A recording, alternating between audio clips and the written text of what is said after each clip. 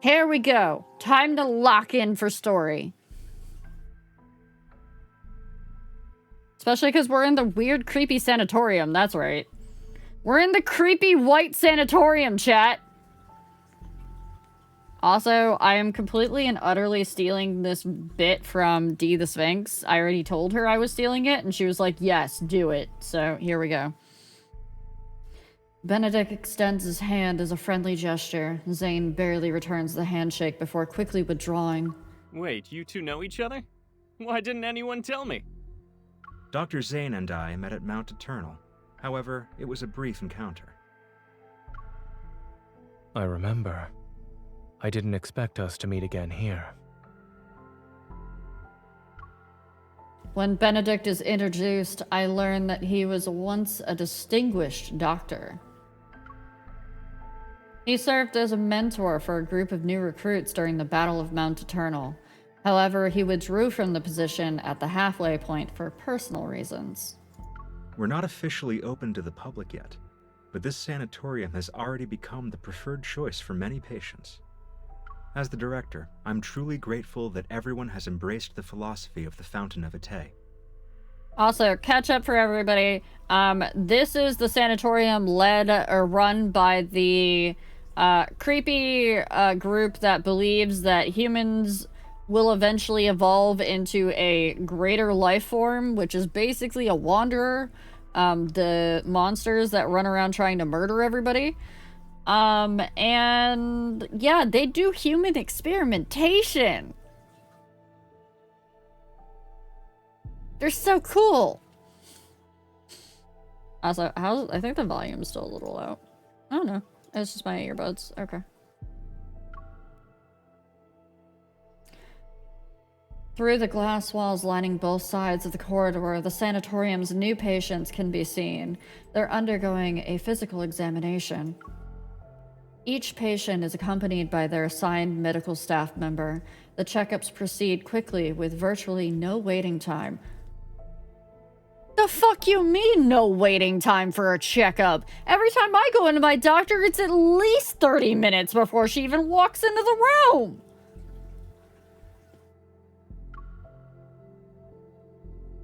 When you hear Rebirth, Cocoon, what comes to your mind? Metamorphosis. Yeah, Cocoon, Metamorphosis, that makes sense. Outside the ascending elevator, the stark whiteness gradually gives way to green. A vibrant garden appears before us. And suddenly, everything clicks. When someone returns from death's door, and this is the first thing they see, a crescent-shaped corridor encircles a towering tree. Surrounded by emerald-like grass dotted with vibrant flowers, the area overlooks a circular azure lake.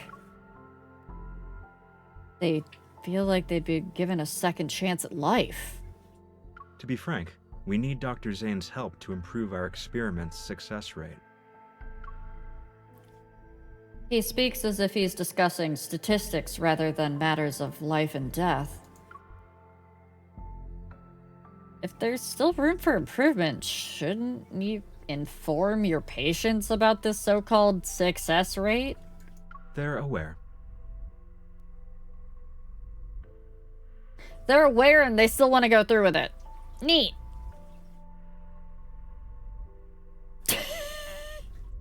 Jin. The patients who've been given terminal diagnoses voluntarily agreed to participate in the experiment. It's a deal with mutual consent.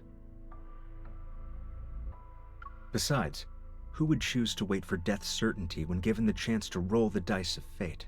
You know, okay. If it's the ones that were given terminal diagnoses, I could see that. 3rd floor. As the elevator doors open, an unexpected gust makes me squint. Before me is an unfamiliar white corridor. It's empty and clean. The corridor is lined with separate rooms on both sides, and through their semi-transparent glass, I can see egg-shaped experimental pods. Here are the Rebirth cocoons. Their mysterious nature has been revealed. Mounted on bases lined with energy circuits, they emit a gentle glow. Contrary to what we expected, Carter and Benedict seem quite willing to show us everything. Yet what we see feels like a meticulously crafted exhibition for the visitors. The light bathes everything in soft, warm tones to create a sort of cocoon effect. Even the air filtration system can be adjusted to simulate different scents based on mood. Aromatherapy? Every detail was made to spark a desire for life and create an illusion of truly being alive. A soft hum fills the air as fluorescent blue energy flows through the tubes and rapidly enters the chamber. The connected monitor displays the Rebirth cocoon's interior in real time. Inside, a young girl receiving treatment clutches her chest. She takes deep, labored breaths. Pain covers her already pale face as she breaks into a cold sweat. Her hands tremble, and she soon starts convulsing. Seconds after the device activates, her breathing steadies at a remarkable rate. Her convulsions stop. As time passes, her breathing finally becomes regular. Exhausted, she closes her eyes and seemingly drifts into a deep, dreamless slumber. The video feed sparkles with light as text appears to indicate the treatment is complete.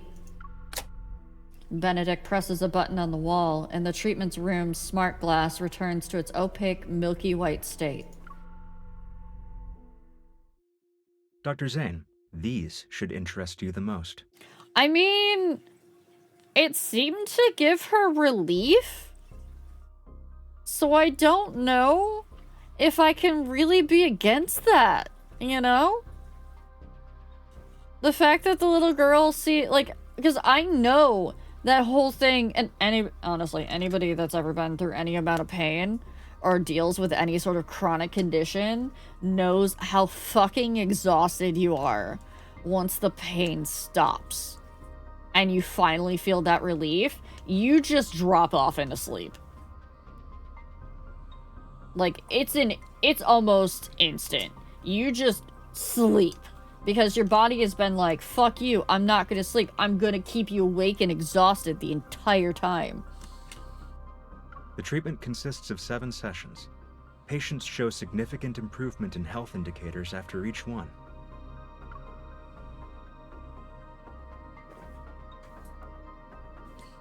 He hands over a document that contains experimental data from several test subjects. Zayne's gaze lingers on the first page for a half a second before turning to Carter, who's standing to the side with a self-satisfied look. I won't be sugarcoating anything. Your experiment has failed to meet its objectives. You've lost control of the cellular mutation process. You could have used a little bit of sugar. No, you don't get any sugar, asshole. Zayne, the Rebirth cocoon is our most successful experimental product to date. Our ultimate goal is to achieve humanity's perfect form through genetic and cellular reconstruction. Without a hint of emotion, Zayne glances at him. Then he taps the data's success rate column with his knuckle. These numbers are far from perfect. Someone's using his expertise well. As the creator of X-Art, I can tell you that your so-called success merely uses the existing technology to temporarily delay the disease's progression.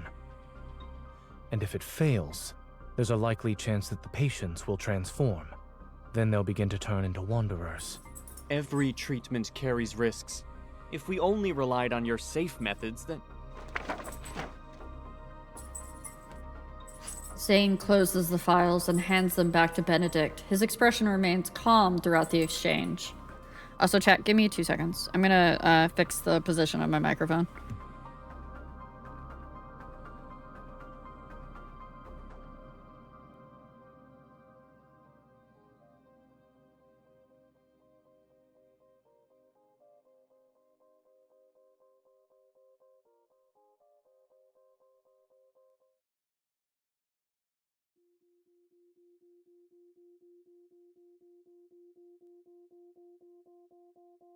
I decided to sit up higher. So sitting up higher means I need to actually readjust my microphone to be higher so it actually picks up my voice better. Instead of being like way beneath my like it was down near my chest. And I'm like, that's probably not the best place for it to be. Of course. I understand you're challenging the impossible. Yeah, it was definitely Booba Mike. That's why I decided to join. I enjoy challenging the impossible. Man likes a challenge. Probably why Romalia likes him.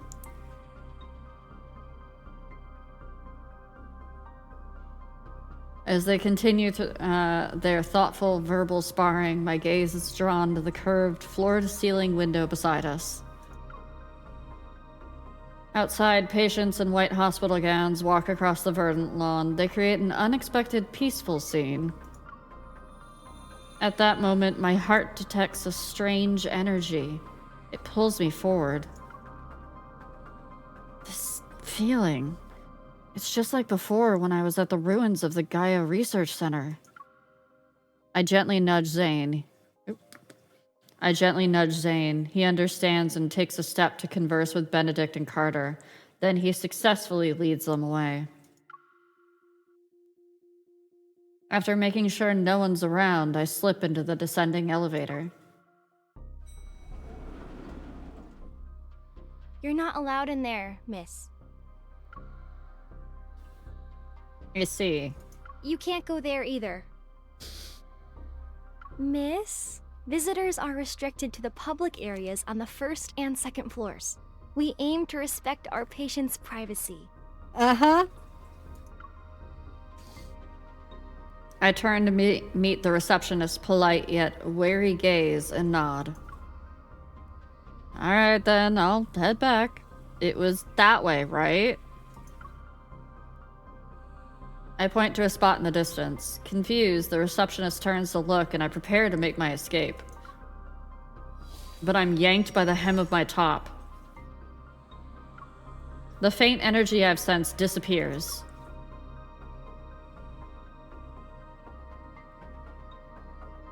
What?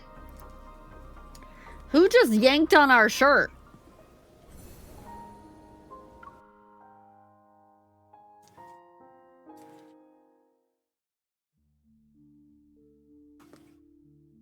In the hallway, the receptionist has finally noticed my disappearance and is looking everywhere for me. The sliding door closes. I turn around, cautious, only to find myself face to face with someone familiar. You're the young lady who accompanied Dr. Zayne. Miss Karen? Allow me to properly introduce myself. I'm Karen, a patient with protocore syndrome. A sliver of light from the outside filters through the Venetian blinds. It illuminates her gentle features. She extends her hand, thin yet steady, toward me. I politely return her handshake. I know you and Dr. Zayne are here to investigate the Fountain of Vitae, or rather, the Rebirth Cocoon.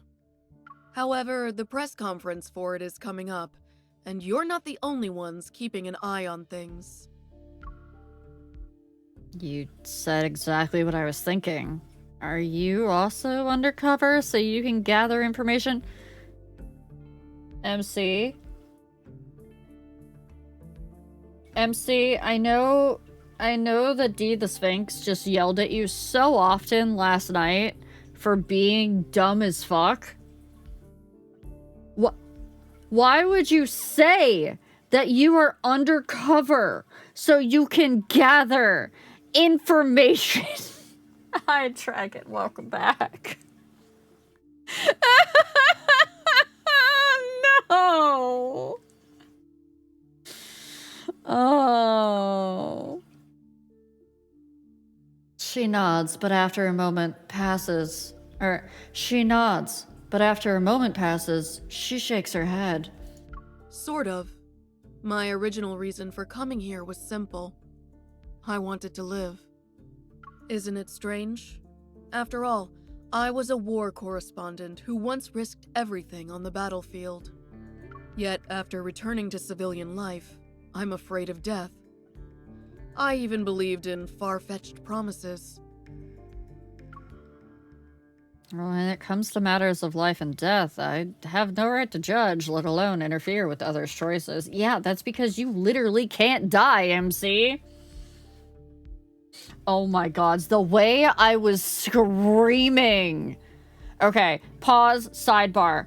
Pause and sidebar. The way I was fucking screaming last night when I was watching D the Sphinx, because I was legitimately sick. And I was like curled up in my chair with a blanket on while it's 70 degrees out, no less. And I was watching D last night, and she was going through the Silas, like, we meet Silas for the first time storyline. And the way he kept hinting at the fact that MC cannot die. Like, every time she is killed, she is reborn.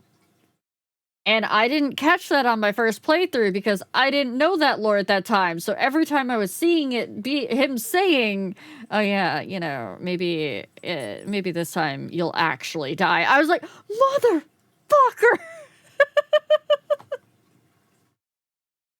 The way they've dropped little tidbits throughout this entire game. It's insane. It's insane. And people wonder why I compare it to Shadowbringers. Shadowbringers did the same thing. The writers in Shadowbringers dropped so many little tidbits and hints and all that sort of stuff throughout the entire expansion. Yeah, that's why veteran players love watching replays, because they're like, just wait. Just fucking wait. That reminds me, Sevi, you definitely want to go watch that video that you commented on earlier. Obviously, you don't want to watch it now, but you want to put it as, like, first up. You are absolutely watching that ASAP. It will make so much sense. The amount of times I've been screaming while watching you has been numerous. I can see that now. Alright, back to the story. Yet I also wondered, if I were a patient, would I pin my hopes on this experiment despite knowing full well how absurd it is? But I hesitate, unsure if I should reveal what I know. You want to say that this experiment is turning people into monsters. Those things called the Alterum. I was there during the Battle of Mount Eternal. I saw people transform into monsters with my own eyes. Whether you're trying to stop it or investigate it, 2 people won't be enough to treat this as a simple matter. She turns around and opens a drawer. She takes out a small, elegant handbook and I mixed my words. She takes out a small, elegant notebook and hands it to me. This may seem sudden, but I need your help. And I believe you might need mine as well. It'll be necessary to prevent this press conference from taking place. But why would you... Questions flood my mind, but I can't find the right one to ask. As it stands, I'm their most successful test subject. That visitor just disappeared around here. The receptionist I managed to shake off earlier hurries towards us. Karen responds with a slight smile. Take this with you. When you get out, tell them you saw the patient in room A107 faint. You were just escorting me back to my room. I understand. Thank you.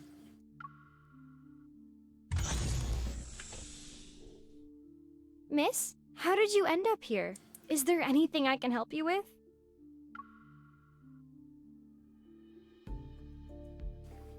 The patient in room A107 just collapsed. You should probably go check in on her. While skeptical, the receptionist quickly summons doctors and nurses. The quick response suggests Karen's presence carries a special weight here. For my first visit to the sanatorium, uncovering these crucial leads is more than I could have hoped for. As for those secrets that lie deeper in a shroud of mystery and finding a way to stop Carter and Benedict's plans, that will take more time. I wonder how Zayne is doing. I should act like I don't know anything when I meet up with him. Pushing these thoughts aside, I carefully hide the notebook on my person before heading toward the main white building.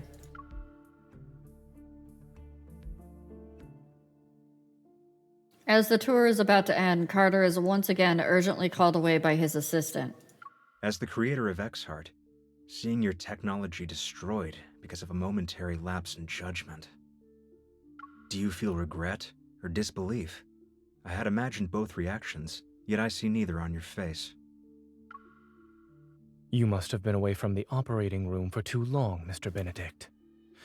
You seem to have forgotten that showing emotions on one's face is the most ill-advisable thing a doctor can do. The way he's not wrong! As a doctor, you legitimately should never have fucking emotions on your face because, like, that slight eyebrow raise as you're looking at a patient's chart.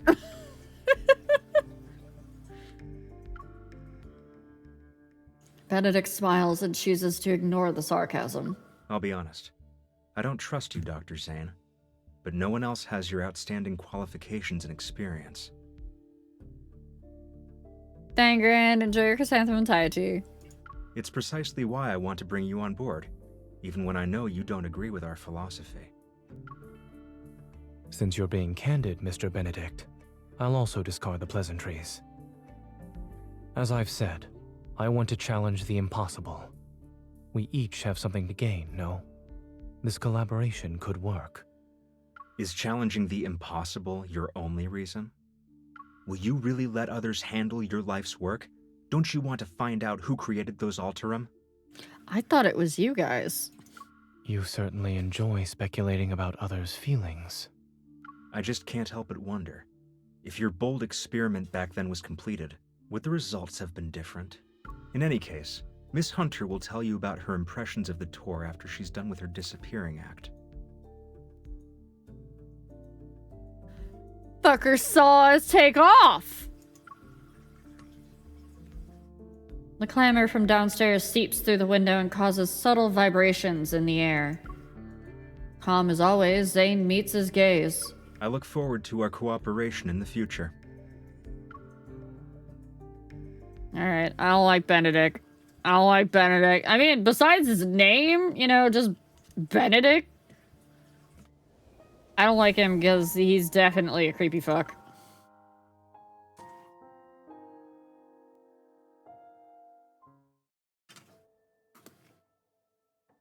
And just like that, our first tour comes to an end.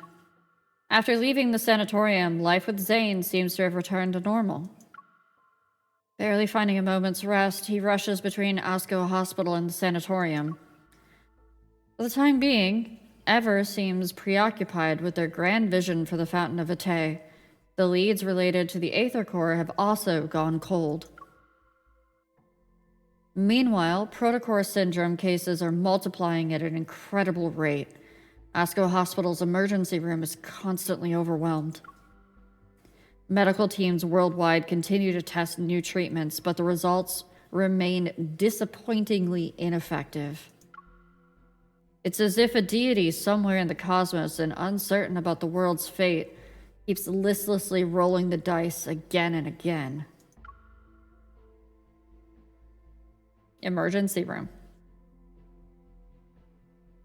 Aren't you supposed to save people's lives? My wife is critically ill and you're just letting her die. I feel like they needed a little bit more emotion in that delivery. Where's Dr. Zayne? Isn't he the leading expert on Protocore syndrome? Why can't he see us first? Doctor, my child was perfectly fine yesterday. Why did the condition worsen? In the break room for the Division of Cardiac Surgery, the doctors and nurses can finally get a few moments of rest. Exhausted, they slump into their chairs. We're humans, not gods. We want to take care of everyone too. Okay, only some of you are humans. In 3 days, Ever will officially unveil the Rebirth Cocoon at their press conference. It is designed to treat protocore syndrome. We interviewed Ms. Karen, one of the first patients who underwent this treatment. She will appear at the press conference. We might be witnessing a medical revolution. Only time will tell. Everyone remains silent as they watch through the transparent partition in the door. From the corridor, they observe Zayne's focused expression. Isn't Dr. Zayne supposed to be on leave? Officially, maybe. I bet he's just busy with other projects. Things just aren't the same without Dr. Zayne here. Seeing him around makes me feel at ease. It doesn't matter how exhausted I am. Yvonne lets out a deep sigh. And turns to open the storage cabinet. With practiced ease, she breaks 2 dietary glucose sticks to her... Words. With practiced ease, she breaks 2 dietary glucose sticks to hand out to her colleagues behind her. Let's eat these and give it our all. Look. Did they just clink them together like there were wine glasses?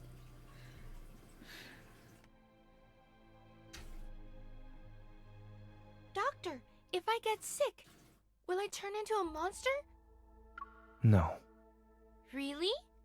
Bill from the bed next to me said these crystals will eat us and turn us into big monsters. Dr. Zayne, I'd like to process my child's discharge papers. If you could... Lexi's condition has shown improvement. I advise you not to transfer hospitals at this time. But everyone's saying Ever has a new treatment. We really want to try it.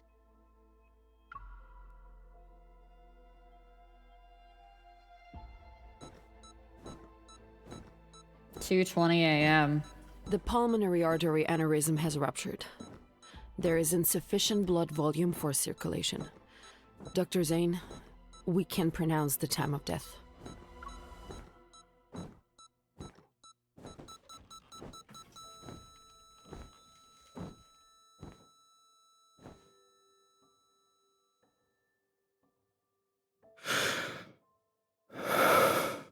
Oh, he looks exhausted. Time of death, 2:23 a.m. Notify the family.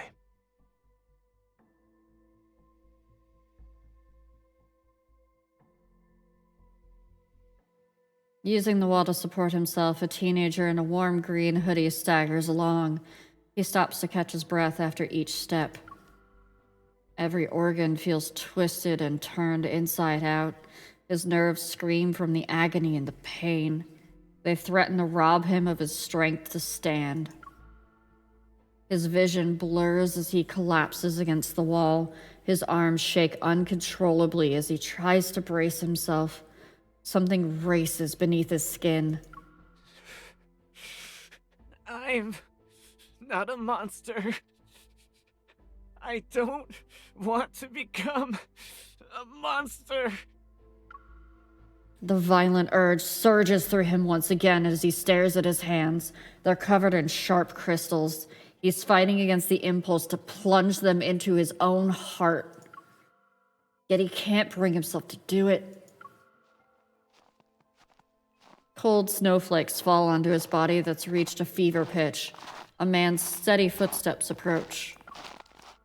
He stands at the end of the road, his tall figure nearly blocking out all light from the street lamp. The teenager could still make him out, however.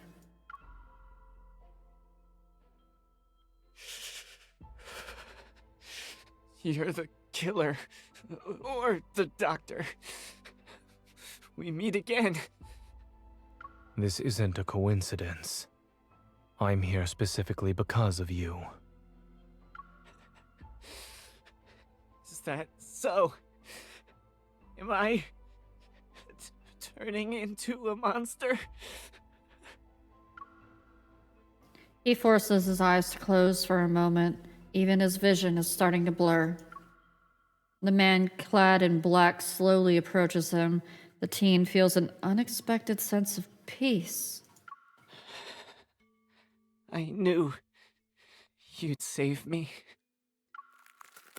Just as something foreign bursts through his skin to strike at the man before him, the teen hears the crystalline sound of ice forming beside his ear. It'll be over soon.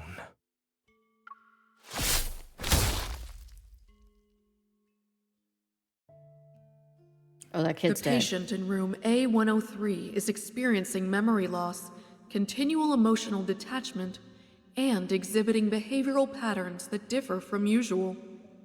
3 days after entering the rebirth cocoon, the boy from room A210 disappeared without a trace. The patient from room A379 experienced a violent episode while awaiting treatment. The rebirth cocoon's performance has improved. I was chosen as the ideal test subject. They believe I'm the closest to success. The notes Karen gave me consist almost entirely of observation reports on other test subjects. Her journalist's instincts make her distrust this research project from the start. She had already noticed something was off about it. This is... A worn, creased photo slips out from between the notebook pages. Its edges reveal the countless times it's been handled. In the photo, Karen is holding a little girl who's no more than 3 years old. Both of them are smiling at the camera. Is that her daughter? I quickly understand why she wants to live despite her doubts about this project.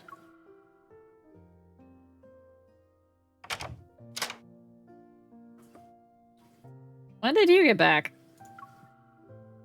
The breaking dawn appears outside the window as the sky grows brighter. Perhaps it's just my imagination, but I think I see those black ice crystals on his arm again.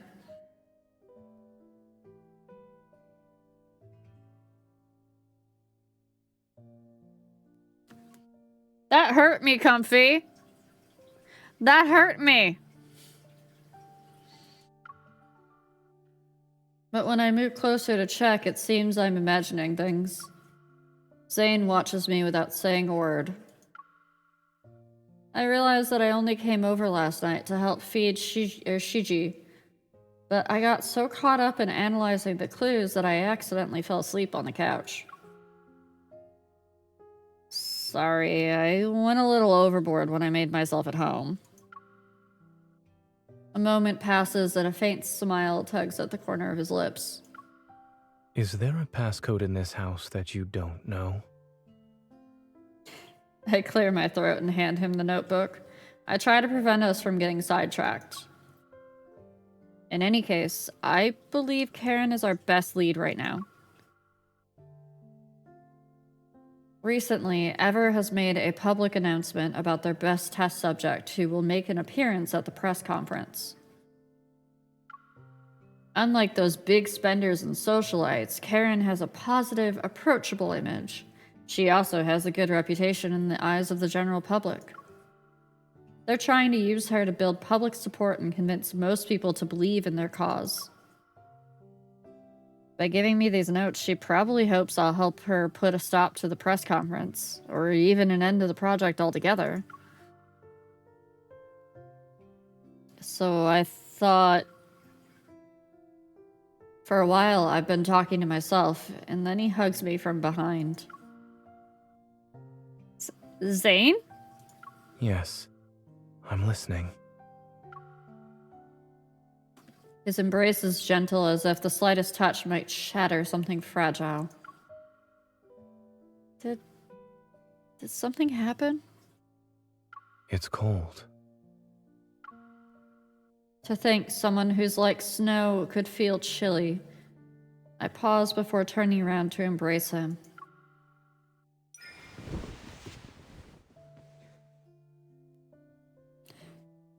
I'll stop talking about Ever.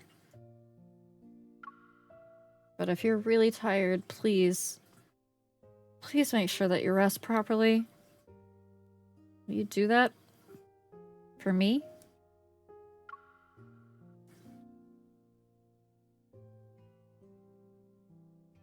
Yeah, no biggie. I just murdered a child, and I had a different person die on my operating table. You know, I'm fine. I also just technically worked a double shift because I worked at the hospital, and then I went and I worked out in the streets.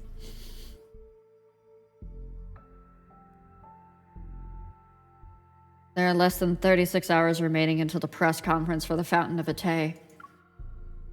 Before returning to the sanatorium to stop it, Zayne and I quickly come up with a plan. I need to approach Miss Karen again to figure out a surefire way. Meanwhile, Zayne, who has already connected with the core researchers, will cover for me. Whether it's diseases, wanderers, or the Alternum, they all stem from humanity's instinctive fear of things beyond their control. The deeper this fear takes root, the more likely people are to mistake absurdity for miracles. And whenever appears as a savior, they'll gain a congregation of devoted followers. Zayne, the energy source I detected wasn't my imagination. I'm still not confident in utilizing the spatium core, but another visit might help us find something new. Oh, he really doesn't want to take us there. All right. Zayne nods. I was prepared for a lecture about not abusing my power, but he says nothing. Here, put it on. To ensure the mission runs smoothly, I've borrowed cutting-edge equipment from the Association. The state-of-the-art invisible earpiece, modified by engineering prodigy Simone, is now no bigger than a grain of rice. I also have a small energy firearm. It's capable of bypassing most detection systems currently in use. I place the earpiece in my ear and gesture for him to come closer. Zayne obliges and leans down.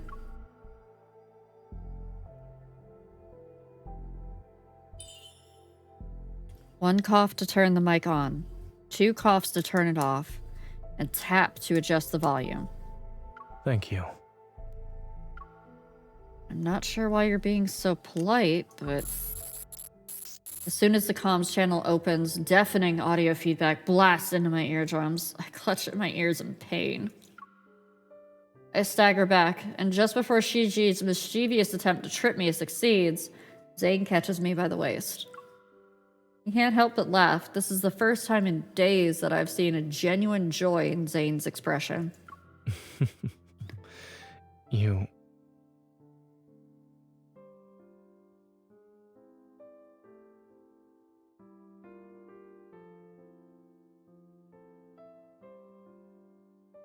One second, chat.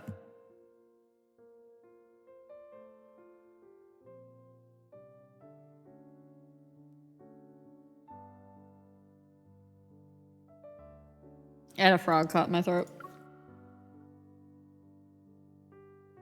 I frantically clamped my hand over his mouth. Wait until I adjust the volume before you speak. I can feel his smile widening beneath my fingers as I use my other hand to adjust the earpiece. Sound check. Zayne, say something. You've never asked about the reason for why I picked that as my research topic back in medical school. That's not the something I was asked. You could have just said you didn't have to go into lore details here, buddy. He remains close to me, his breath warm against my ear. It's almost like I can hear his heartbeat. The path of medicine is a noble pursuit, Dr. Zayne. You strive for academic excellence. You also want to find a meaningful purpose in life. Hi, Skiffy. It's a good guess. Back then, when you decided to destroy what you could have been a world-changing discovery, you didn't hesitate. Correct. It's the kind of honor most people would cherish for a lifetime, yet he seems genuinely unbothered by it. Zayne must have chosen to stop the experiment because he foresaw the consequences of its potential misuse. I had considered including your name in the acknowledgments of my paper. I nod as I secure my firearm to the holster strapped to my thigh, then I double-check my equipment. You only thought about it? You didn't actually do it? It wouldn't have been right for our names to appear on the same piece of paper without your permission.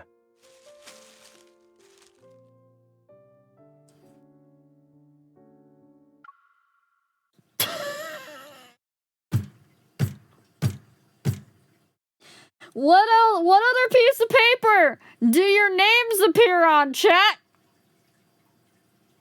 Go ahead. Go ahead. What other piece of paper do your names appear on together that he might be alluding to in that? Come on, Zayne girlies. You know what I'm talking about. Come on. Come on out. A lease agreement? I mean, honestly, you're not wrong.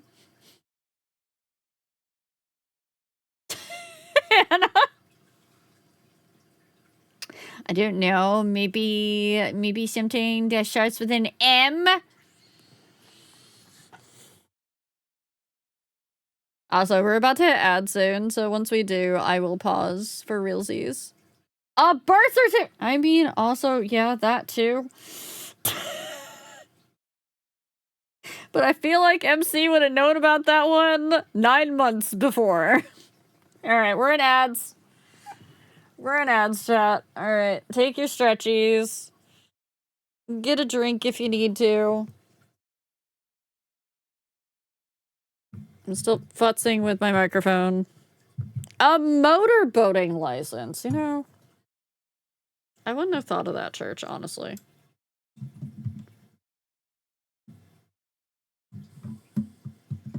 But you are correct.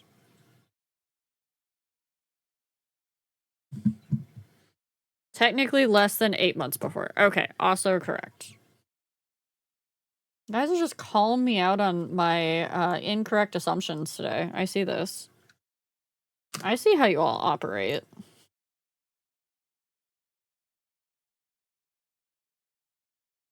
Okay, I need a place to put these for the moment. Because I keep futzing with them and I don't want to break them. There we go.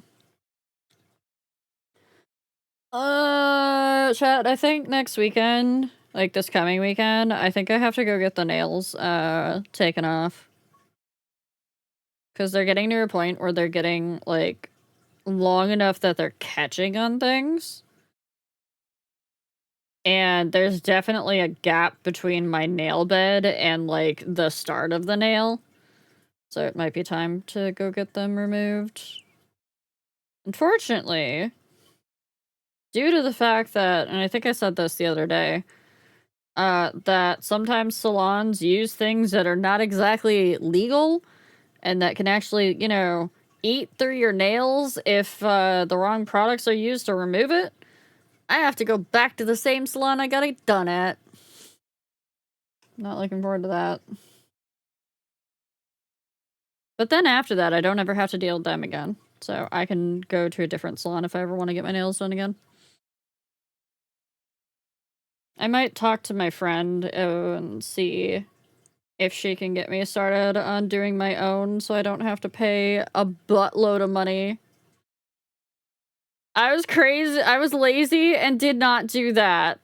No, Dragon, when I went to that salon, so that salon, that was actually a chat incentive, because I don't usually get my nails done, because I'm a bit of a tomboy, and, I do a lot of, like, outdoor projects, like gardening and whatnot, so my nails usually are, like, messed up all the time. So one of the incentives for that little timer that's in the corner was Riao goes and gets her nails done. She gets a mani and a pedi. And the salon was not great.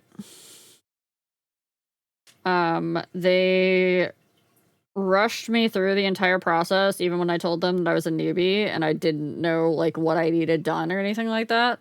And I was like, I need you guys to actually tell me what I need done after you look at my nails. And they cut the skin on my big toe. And I was actually, like, bleeding, like, in their little foot bath thingy. And they didn't do anything about it. And I was like, heh, that's great. That's probably infected. Because that's actually one of the main things, is that if you go to a salon and you're not sure if they wash their tools or not and you bleed, yeah, you need to watch that for infection really closely. Luckily, it was not infected, but it did hurt for like a week. So, but we're also out of ads chat, so we go back into the story. Before I can process the meaning behind his words, a rustling sound suddenly comes from the window.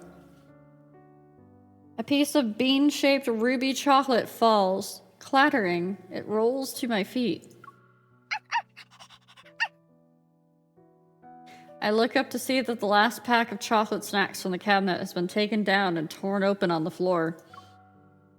Shiji lifts his face from the snack package, which is bigger than his head, and licks the chocolate residue off his nose. Y'all let a dog creature have chocolate? Wait. What did you eat? My body moves before my mind can catch up. I quickly pick up Shiji and check the empty package. You ate all the chocolate? Animals aren't supposed to eat that! The way we're about to rush a divine creature to the fucking emergency vet? Yeah, don't worry about the fact that it has tiny little horns. It's fine.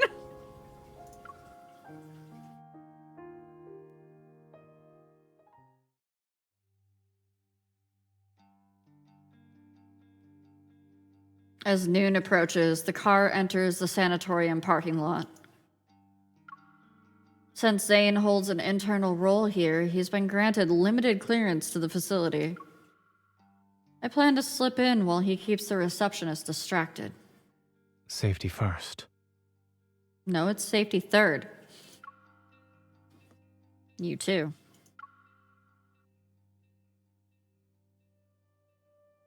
He doesn't look back when he leaves, but he subtly raises his hand for a quick high five as our positions shield it from view. Did we just give him a high five before we went and did a secret covert operation? Is that what we just did? We just did a fucking high five? With my biosignature concealed, the omnipresent security camera scan doesn't trigger anything. The red indicators blink before moving on. Dimitri might be crazy, but I have to admit the ID camouflage chip he gave me is really useful. The lush trees and flower beds scattered throughout the sanatorium provides the perfect cover. Dodging staff members in the courtyard, I make my way to the A107 from memory. That's where Karen is. The staff will change shifts at approximately 12 p.m. There's a small window of time. To be more specific, there's a small window of time when no one checks the rooms.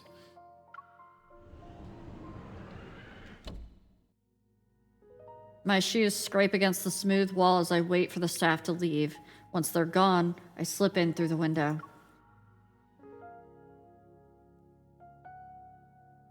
Karen's eyes widen slightly at my entrance, but she remains quiet. Sorry, with the press conference coming up, they tightened security. I could only use this method to visit. I expected as much. You're clever for figuring out how to find the perfect moment. I understood the message you sent when you gave me those notes. That's why I'm here. Are you really going to give up? If we take this chance, you might actually have a shot at making a full recovery. Karen shakes her head. After surviving so many close calls on the battlefield, I'd say death has already been more than generous.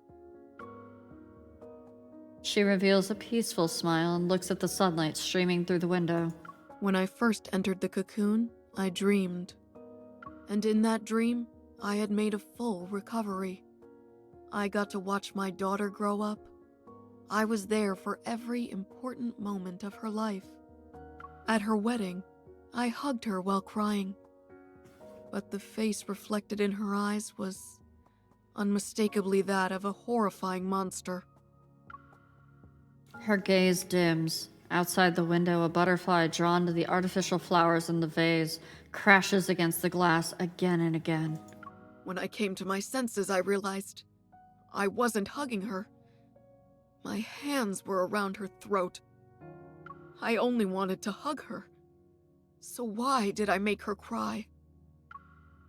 Sensing my hesitation, she pulls the IV line from the back of her hand. My dear, have you heard of Zhuangzi's butterfly dream? I've always wondered who was really dreaming. Was it the butterfly, or Zhuangzi himself? If I can't tell who I am anymore, then the whole world has become my cocoon. The time I still have doesn't matter. I've made my decision. What would you like me to do? The press conference is scheduled for noon tomorrow, less than 24 hours from now. In an hour, they'll place me in the cocoon for my final examination. You need to locate the cocoon's power supply and cut it off completely. That sounds like a horrible way to go. No. The cocoon is connected directly to the test subject's consciousness. A sudden disconnection could lead to unpredictable effects on her already fragile body. Don't worry about me. I'm prepared to face the consequences. Finding a suitable test subject like me isn't easy. Trust me, this is the best way to stop them.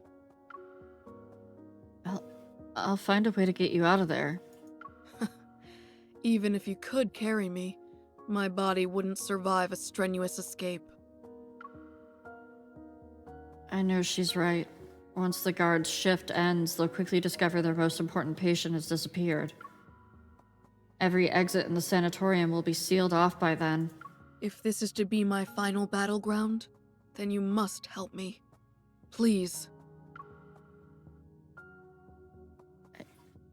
I understand.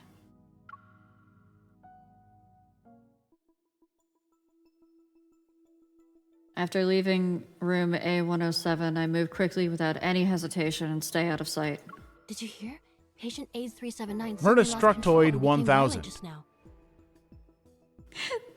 Thank you. Thank you, Dragon, for the 1K biddies. It's fine. Dr. Carter said that was normal. Along the way, I quietly took down several orderlies and receptionists who spotted me. What? It's time. You just sleeper held them? The sanatorium is massive and many areas are restricted. A blind search could last until nightfall and still be a failure. What I sensed that day, it must have been the cocoon's energy core. I take a deep breath and activate the spatium core's power once more. My vision ripples and expands like waves. A faint energy trail leads me forward like a guiding thread. My drifting consciousness slowly seeps through the sanatorium's public areas, the garden, and through each patient's room. If I can just find the energy control hub. Following the faint energy pulse, I find myself at the end of a corridor that connects the public area to the garden. There's a door almost seamlessly integrated into the wall. Without hesitating, I push it open. A large, enclosed space gradually reveals itself. Behind this door lies another unexpectedly serene forest. Strange. There are no guards present. Only an unsettling silence hangs in the air. My watch hasn't sounded any alarms, and there are no detectable signs of biological activity among the vegetation. The energy source's pull grows stronger as it tugs at the power flowing within me. It's as if I'm being guided in a specific direction. Past the forest winding paths, an unexpectedly elegant old building comes into view. That must be it. The energy readings are at their strongest there.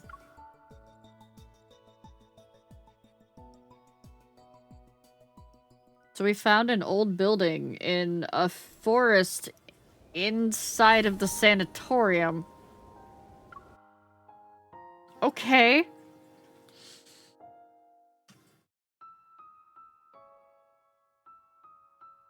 With Zayne's help these past few days, the Cocoon's data and performance have shown improvement. Carter is in high spirits. He genuinely believes his junior has switched to the dark side. No, has finally seen the light. I remember you were sitting right next to me when we talked for the first time. Do you want to join my research team? Before that, we all thought you were just some stuck-up child prodigy. Dr. Noah used to say that one person can go fast, but a group can go far. Besides, your theoretical research was undeniably superior. A look of surprise appears on Carter's face. Back then, you were the youngest and quietest out of everyone. Who knew you'd be the most forward-thinking, boldest student in the lab? You went ahead and performed what we didn't dare to imagine. And you'd pose what we didn't dare to ask to the most distinguished of professors, until they were left speechless. Oh, that absolutely hurt him to say, Romalia. Walking and talking as they pass through the streamlined skywalk, the two soon arrive at the sanatorium's central platform. As dusk approaches, light filters through the hemispherical, dome-like delicate silk. It bathes the courtyard in soft, warm hues. I understand that Ever wants to use tomorrow's press conference to improve the Fountain of Atay's credibility. But the Rebirth cocoon still needs to be further developed. It's not ready to be revealed to the public. Why not? We've prepared the best testing equipment, and all the data will be presented to the public in the most accessible format. Besides, we already have a suitable candidate for a public demonstration. Not for long, you don't. He turns to Zayne and his voice becomes more eager. Zayne, do you remember what I asked you the night Exart succeeded? I asked if you wanted to change the world with me.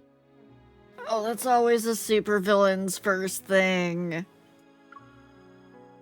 Carter turns to survey the crowd in the garden below, his figure reminiscent of a smug creator gazing upon their creation. We stand at the center of all our achievements. I assure you that success is within our grasp. What exactly do you mean by success? Are you talking about unpredictable success rates? Or how quickly you dispose of your defective specimens when they fail? Called out! The smile on Carter's face freezes, then it slowly disappears. In the past, they were patients you fought desperately to save. Thanks for the reminder. I almost forgot how pathetically incompetent I used to be. Why is it that when I was a powerless doctor, the lives lost under my care were somehow forgivable? But when I strive to be a pioneer, you suddenly care about the injustice done to those who were already destined to die. When did you become such a coward, Zayne? That incident at Mount Eternal? Let me rephrase that. You've always been better at confronting death compared to me.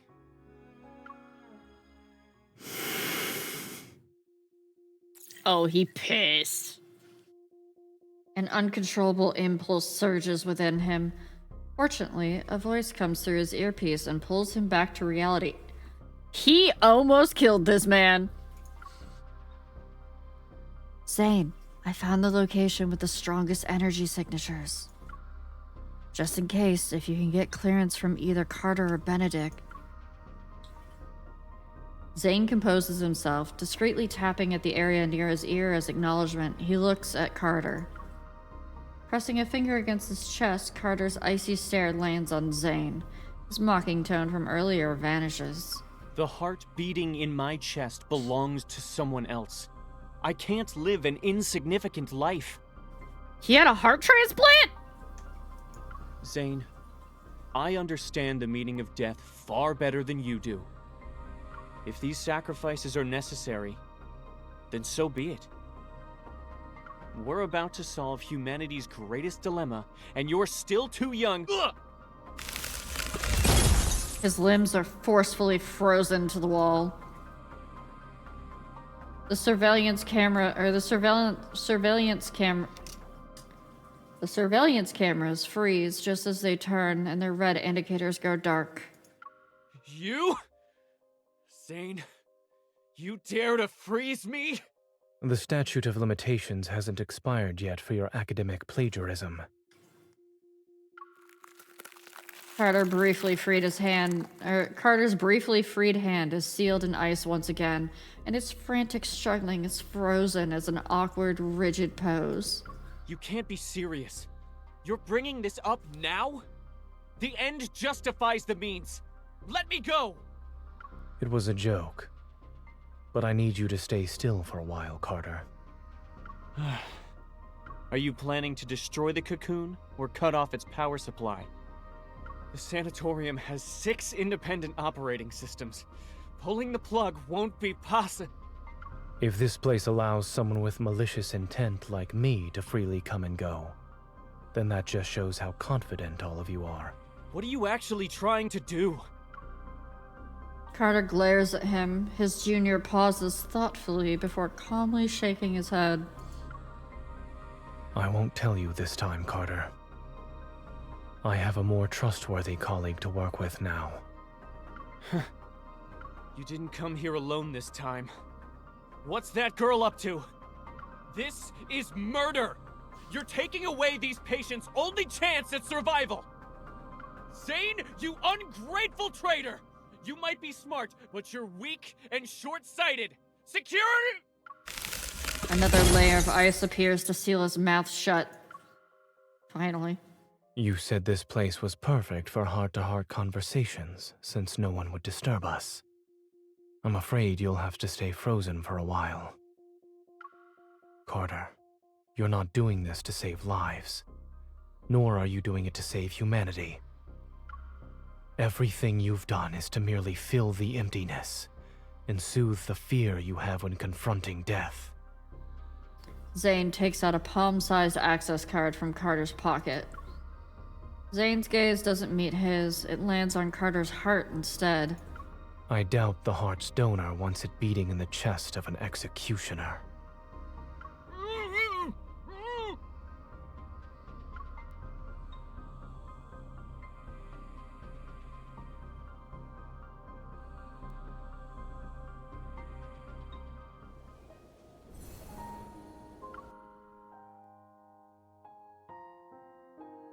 Well, it's time to go murder someone, chat.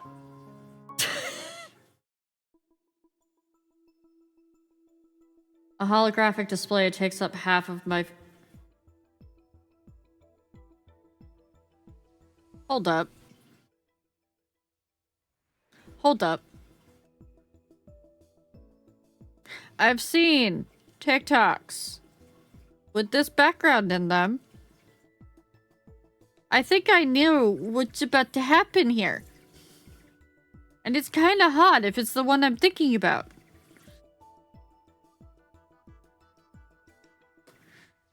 A holographic display takes up half of my field of vision. The green dot representing Zayne is moving towards my position.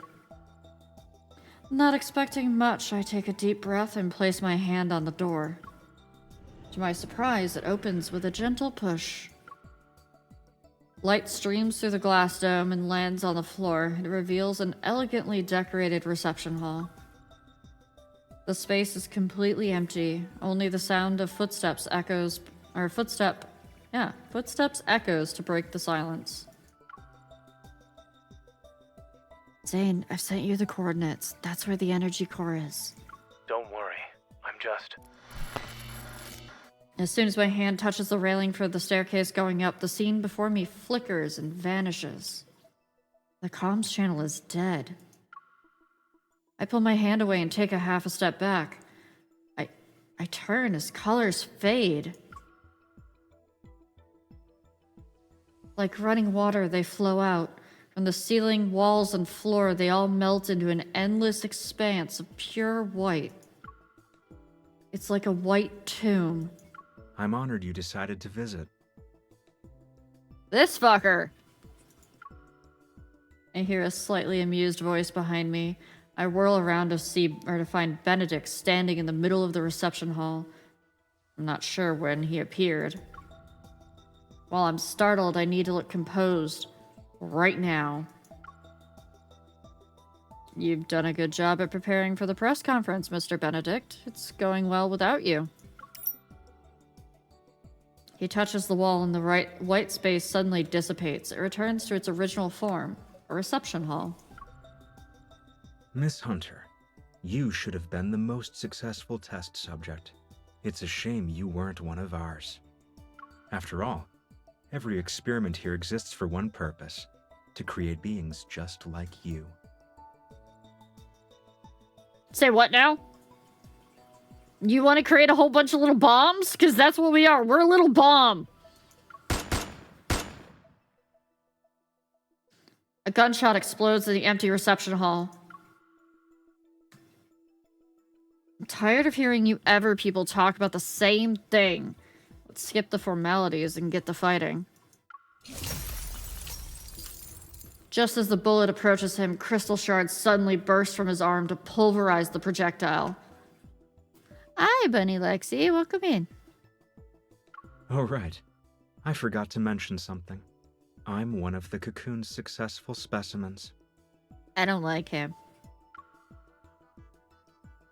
You could have said that earlier. I quickly switch out the regular bullets in my magazine for energy rounds designed to fight wanderers, then I shoot at him. But Benedict seems to have anticipated this. At his signal, several shadowy figures surge forth from the darkness. Several Alteran move with inhuman speed. Like savage beasts, they lunge toward me. You're calling for backup already? I guess you really weren't a successful specimen after all.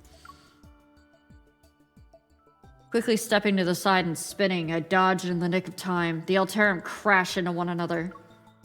I don't plan on dragging this fight out. Zayne will be here soon. Finding the energy core's location is the highest priority. I activate the spatium core's sensing ability again. There's faint energy signature coming from the top floor of the building. And then, everything before my eyes becomes indistinguishable once again. As if light shifts and wavers, thick fog appears from out of nowhere. It rolls in and blurs even the faces of the Alterum. Play with them for a while. My senses stop working and my vision is plunged into an endless void. Overwhelming dizziness washes over me. Desperate, I try to stay conscious in spite of my vertigo, but my legs give out and I collapse to the cold floor. I know I've reached my limit. Just before I lose consciousness, the sounds around me fade. In the void, I feel someone firmly grab my wrist. The churning sensation of instability vanishes when I open my eyes. Are you okay? Where does it hurt? Under the flickering light, I can barely make out Zayne's worried expression. Before I can say I'm fine, a searing pain erupts from my chest and flows through my entire body. I press my hand against my chest, but the physical pressure does nothing to ease the pain. Stop trying to sense it. You look pale. I grab his hand. Gritting my teeth, I tell Zayne everything that just happened. After them! Where did they go? Don't speak. Keep your breathing steady. Zayne quickly surveys our surroundings. He pulls my arm over his shoulder and helps me walk. It's not there. Go straight past that barrier.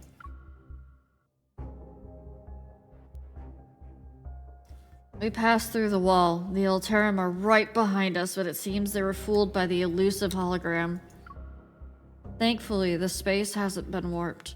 Zayne pulls me into an empty room and slams the door. Ice covers it, but the Alterum have us cornered. They claw at the frost and create this sharp, grating sound. Everything in front of me blurs into patches of color. I try to grab Zayne's hand again, but my strength fails me. My hand weakly slides down his sleeve.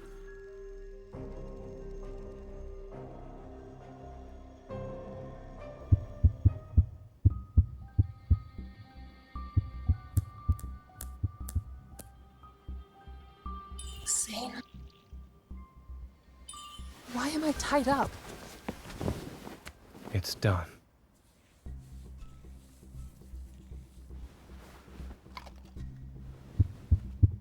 What did you inject me with? A suppressant. The energy in your heart has surpassed your tolerance threshold. This will ease the strain.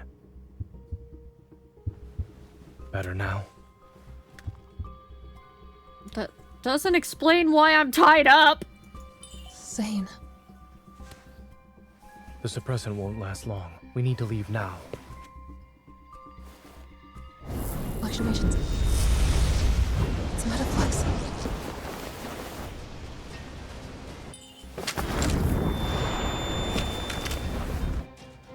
Look out.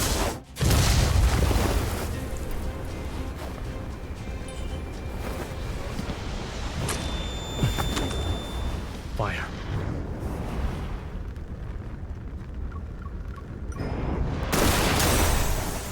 Oh, you're still here. How delightful.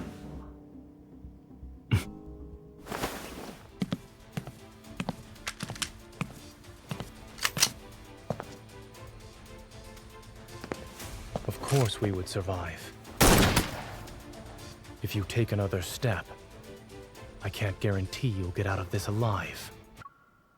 Alright, Zayne girlies, start barking. You know that look right there, that whole screen is bark material right there. That is the barkiest of bark material. I know. You'll bark for them. Bark for them. Why does he have to hold the gun like that? Anyone who's actually ever held a gun is like screaming in agony right now.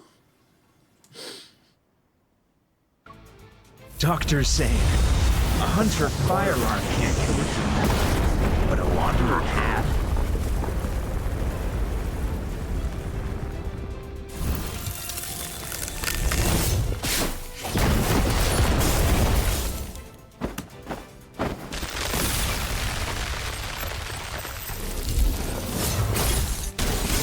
Okay, they went too hard on this cutscene.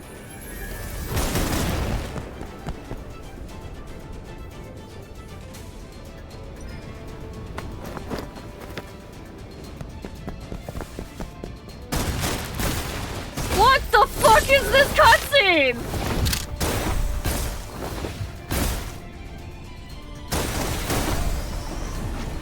If that's it, then...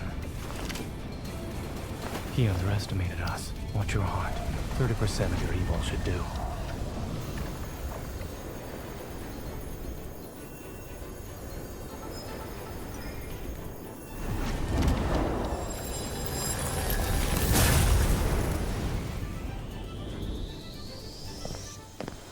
In your case, the cure is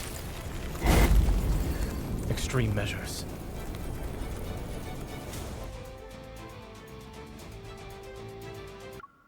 Okay, but chat.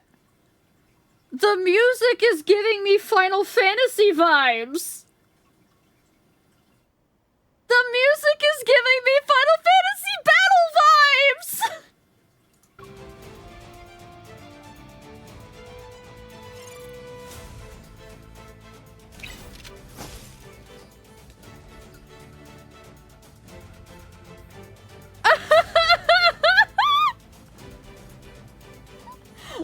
fucking cooked with that cutscene. Holy shit.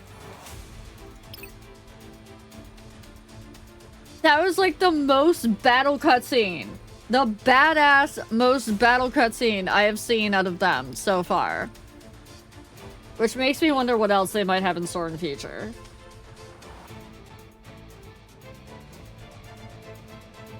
So, I mean, yeah, Silas in the car, glorious. But concentrate. Let's see a successful specimen. It's your turn. No problem. also, I want that coat. Hello? Go back to the pit you came from. No. My turn. So were you? Stand away. Watch out. I'm okay. MC, you're literally with the doctor. Can you please stop standing in shit and getting hit? Successful specimen. Keep your distance, or else you'll get hurt. You're just gonna piss him off if you keep getting hit. Zayne. Here it comes. Leave it recovered. Be careful. Watch where it's going. Now, oh. Keep your tempo. Eat this. It's a good thing we're with the doctor. Go back to the Try to find the truth within these endless illusions. Come closer.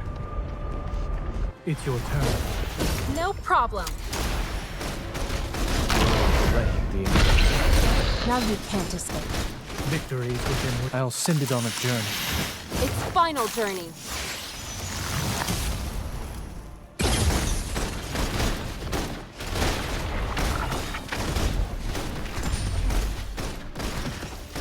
Watch where it's going.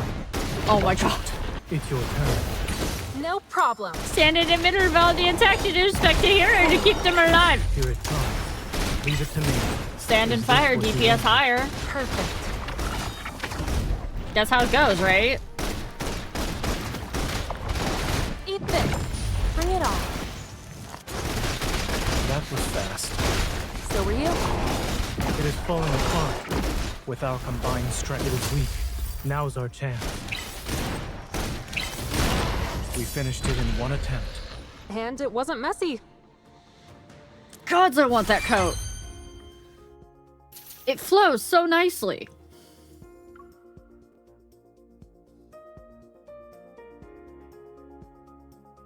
It makes little swishy swish.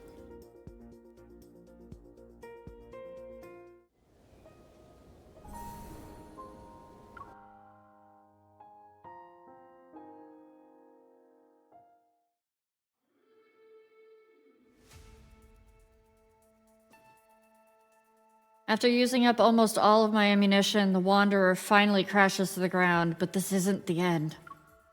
The sound of regenerating flesh echoes throughout the building as the crystals on its body rapidly retract. It's as if they're being devoured. In just a few seconds, the Wanderer has completely regenerated and takes on Benedict's appearance. Wait for an opening first, then we'll retreat. There's no point in continuing this fight. Zayne is right. Benedict isn't our primary target right now. Just now, something about Zayne seemed... That flash of black crystal, the killing intent, the cold... no! That flash of black crystal, the killing intent, the cold indifference in his eyes. It all vanished in an instant. Maybe I imagined it. A strange unease rises in my chest, but there's no time to dwell on it. I fire my last bullet as Benedict's grayish-white mist fills the reception hall. Here's another good example of my seamless coordination with Zayne. Now's our chance. Go.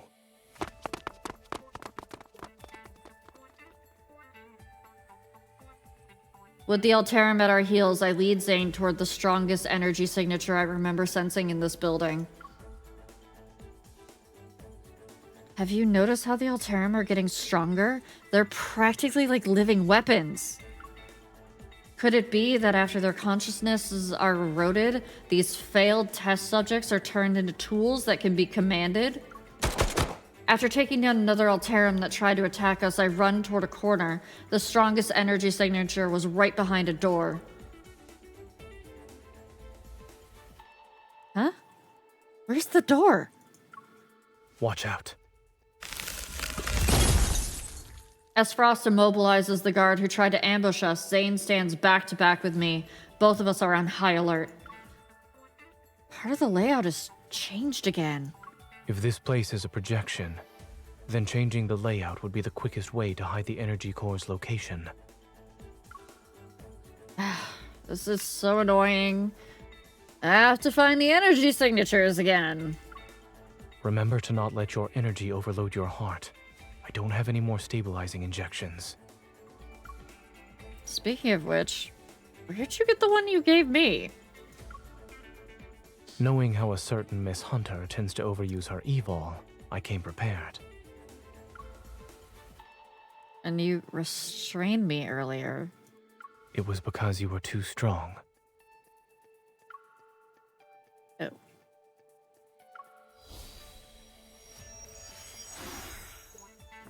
I place my hand on the wall. Energy surges through my veins as my sensing ability is magnified.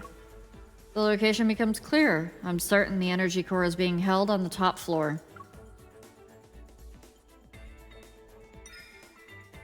I found it. Follow me.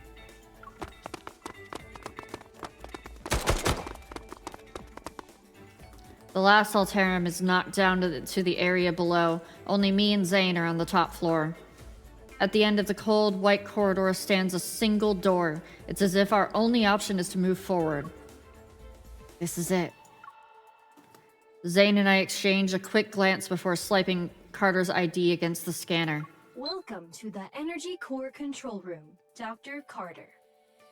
It can't be that fucking easy.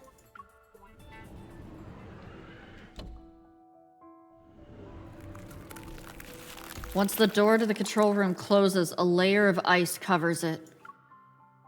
Thick cables run across the area and they all converge on the central energy pillar that emits a luminescent blue light. It's being powered by a protocore.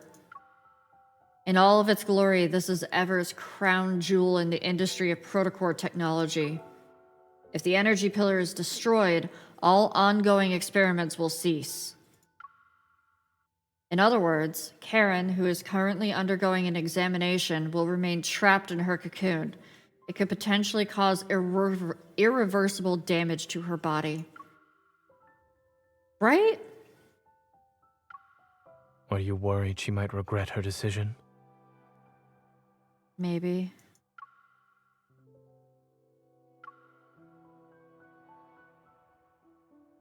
Oh, thank you, Hysterical Bunny. Thank you. I can't betray her trust in me, or rather, I believe in her choice. Also, welcome in. Thank you for my headphones. I remember the first time I held Karen's hand. It was thin, delicate, yet surprisingly strong. Zayne raises his hand and hurls a shard of ice toward the luminescent blue energy pillar. Zayne, wait! Carter's voice rings out from the overhead speakers as the surrounding glass walls instantly become transparent. I could see Carter has arrived. Catching his breath, he's standing in the reception hall where we were earlier. Zayne, leave this place, and don't you dare destroy that energy core! Do you remember how much time and effort we put into this? Without a hint of emotion in his eyes, Zayne gives Carter a slight nod. Amid the chaos, Benedict calmly stands behind the crowd. He smiles as he raises his hand to his ear. You dropped your facade sooner than I expected, Dr. Zayne. Is it because of your sense of duty as a doctor, or a resolve driven by guilt? Believing that you can guide humanity's fate so you can control life and death is the epitome of arrogance. Isn't thinking you have the right to stop any experiment that crosses the boundaries of life just as arrogant? This is what the people in our era want. And in just a few centuries, or maybe even a few decades, History will remember this moment. You have no right to speak of such things. Why don't we watch and see how the future unfolds? Even if you've stopped Ms. Karen's experiment and prevented the press conference today, you can't stop the tide of progress.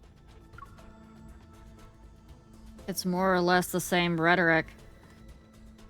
Did everyone ever attend the same corporate seminar or something? Ah, yes. I have one more question I'd like to ask you, Dr. Zayne.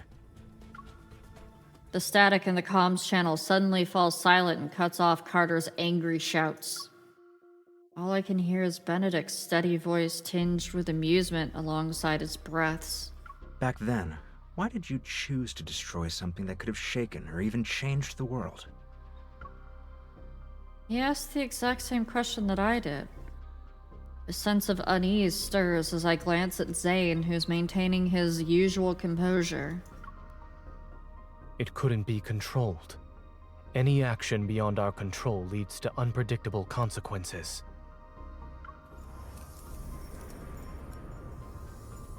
Maybe it's because he used his evol too many times in quick succession.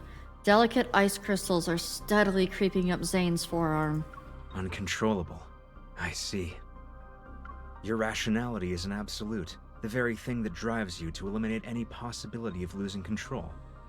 It affects the smallest things about yourself to the greatest matters of this world. That's why you killed William at Mount Eternal back then, yes? What? Yeah, same MC, what? What? You really are capable of such cruelty. You struck down your mentor and friend who fought beside you.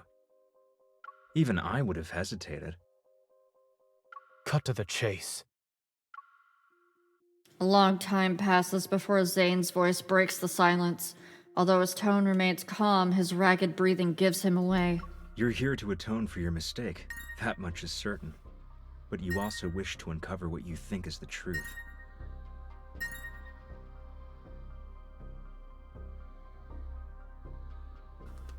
Romalia. That was a lot of things on my throne! What are you doing on my throne again, Romalia? We've had this talk! But thank you. Thank you for the gift for the poppers. And for the writer's thesaurus, which by the way is hilarious because I have a T after that thesaurus. And for the $15 towards the greenhouse. Thank you. Now get off my throne and stay off my throne. For example, surely there must be an explanation for why those Alterum look so much like everyone who died at Mount Eternal. In the tense undercurrents of this moment, a harsh truth slowly surfaces. I'll tell you, those people at Mount Eternal were this experiment's first batch of failed specimens. Your companions, William, all your guilt and suffering, I'm the one who caused it. Oh, that dude's about to die. That dude is gonna die so hard. Zayne is going to encase him in ice and then shatter him bit by tiny little bit, completely forgetting his entire doctor's oath to do no harm. His tone is almost nonchalant, yet every sentence is like a knife straight to the heart. A discovery that could have shaken the world to its core, abandoned because of a moment of cowardice. You made their deaths as meaningless as those of the failed Alterum.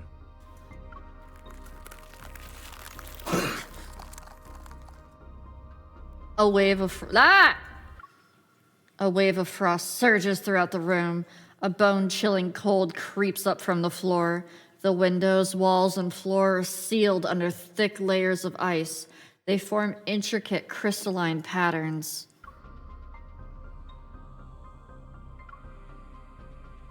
Zayne! With each breath, the veins on his neck throb as black ice crystals spread rapidly across his skin.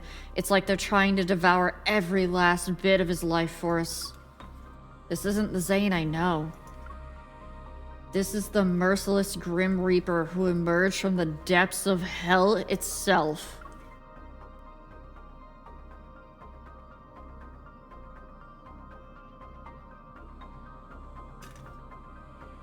So, point of note in order. Point of note in order, chat. Thank you, Dragon. I actually really should drink something. The Grim Reaper isn't actually, like, evil. And people tend to misconstrue that. He's not the one that's killing people.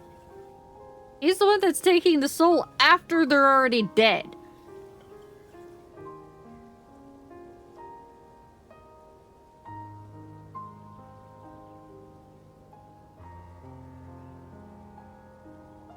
Also, we're almost done.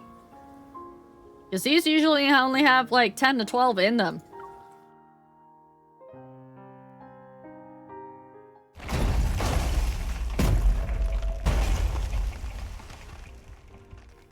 The door that had been sealed with ice bursts open. Having completed their transformations into wanderers, the Alterum try to overwhelm us like a tidal wave. As soon as they get close, sharp icicles pierce their chests. Shards of ice then explode outward like a violent storm. More Alterum advance. They crush the fallen ice crystals beneath their feet as they crawl over corpses to reach us.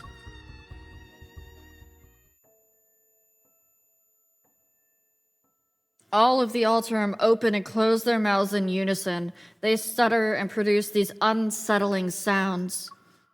No matter how hard he tries, Zayne can't make out what they're saying or see their faces clearly. The nightmare wraps around his body like a phantom. It coils behind him and whispers fate's curse into his ear. Aren't you a doctor? Am I going to die? Pay for this? I didn't sacrifice everything just to become someone ordinary and powerless. One day, you will hurt her.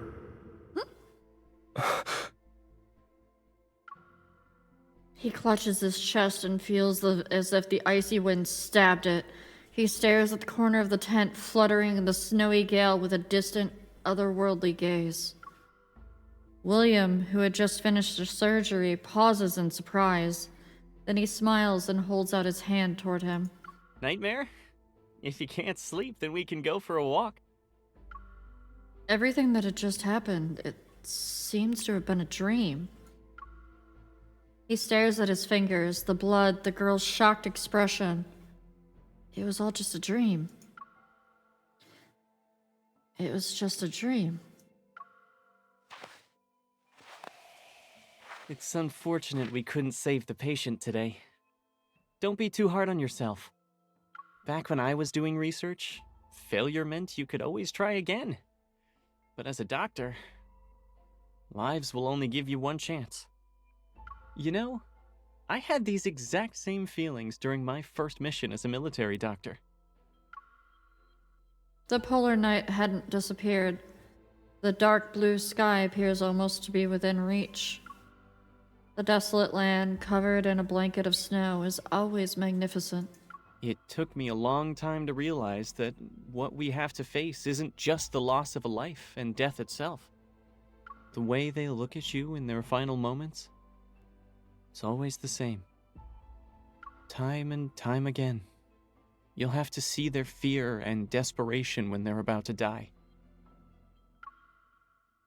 William is deep in thought. Then, as if remembering something, he turns to Zayne and smiles. By the way, did you hear my final plea when you killed me?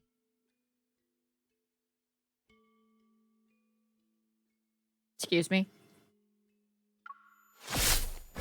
He stares blankly at William's distorted face. In the very next second, the ice shards have already pierced his chest. Once again, he sinks into a dark abyss of his consciousness.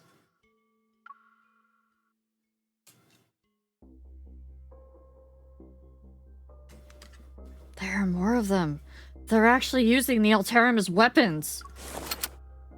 I roll and try and find an opening in the wall of the Alterum that's protecting Benedict. I aim my gun at him. But before I can pull the trigger, brilliant ice flies towards Benedict. Benedict smiles. He crushes the ice shard embedded in its chest. You're different from the man I was talking to earlier. I must say, you're skilled at saving and taking lives, Dr. Zayne. With a slight gesture of his hand, the Alterum freeze in place like marionettes. They would draw with like receding water as they would draw like receding water as if they received a silent command. I hope you'll find your true path after our candid discussion.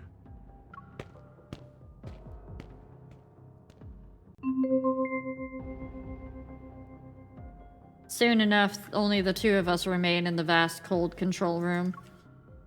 Ignoring everything else, I rush past the dissipating ice crystals to Zayne and cradle his face in my hands.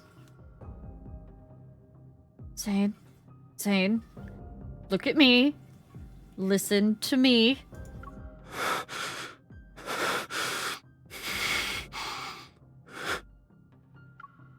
No matter who Benedict is, I'll always keep a bullet just for him, starting today. Zayne's labored breathing shows how intense the pain is. The black ice crystals emerge from his neck and continue to spread out. His ice-cold fingers are slowly slipping away from my palm. You need to wake up from this nightmare right now. These hands that have saved countless lives should never be stained with the pain and guilt that don't belong to them, especially not because of scum like Benedict. Zayne, you have to... These few seconds feel like centuries.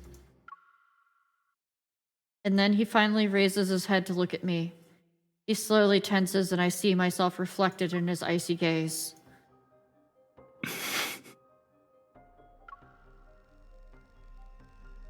Zayne? Pain answers me instead. My consciousness shatters as I drift into the warm embrace of unconsciousness. Before everything fades, distant memories regroup and flood my mind.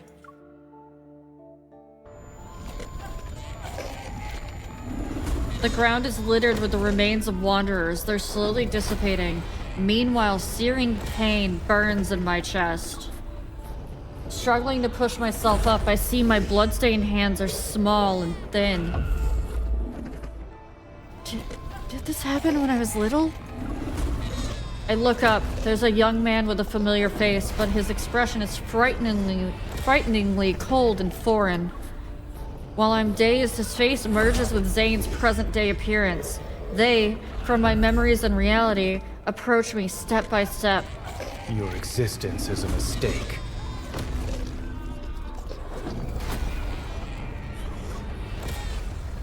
Hey, Zayne girlies! I am now lumping you in with the Caleb girlies. Just saying. And that lumping in is, I have a question for you all. Are you okay? Are you good? Do we need to have a... Romalia!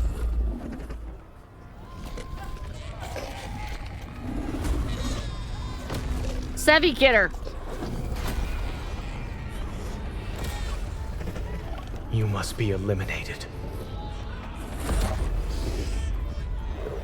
It's as if black frost has covered his eyes. Having materialized in his raised hand, sharp ice crystals hurl themselves at me.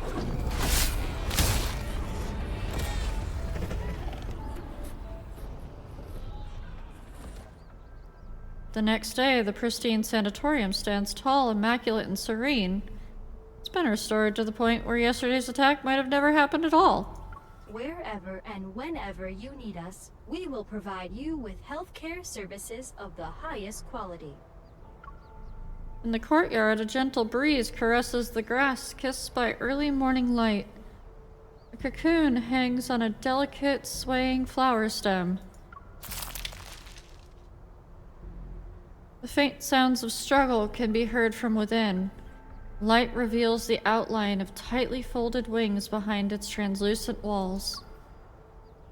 Moist and tender, it breaks free from its cocoon, and in the refreshing air of rebirth, those wings slowly take to the skies.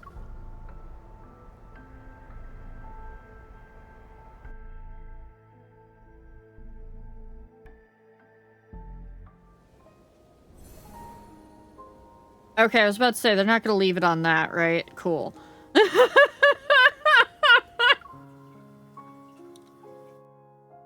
I know we got ads coming up shortly, but damn. My heart constricts as sharp pain courses through every fiber of my being. My consciousness sinks into a blurry darkness. Footsteps that are close by sound distant, as if they're muffled under a glacier. Zayne? Is that you? He stops in his tracks as if he heard me. He doesn't take the candy or freeze the melting popsicle I offer him. Stay away from me! I'm sorry. A box sits on the doorstep. Wisps of cold air drift in from inside it. Inside the box lie 3 misshapen snowballs, remnants from when Zayne was still learning how to use his evol as a kid. Really? Zayne knows I got hit with ice when watching the seals, and now he made snowballs to tease me. I heard footsteps. Did he already leave? I don't see anyone nearby. As I hold the box close, an inexplicable sense of loss washes over me. I want to say his name, but something catches in my throat. Silences my voice.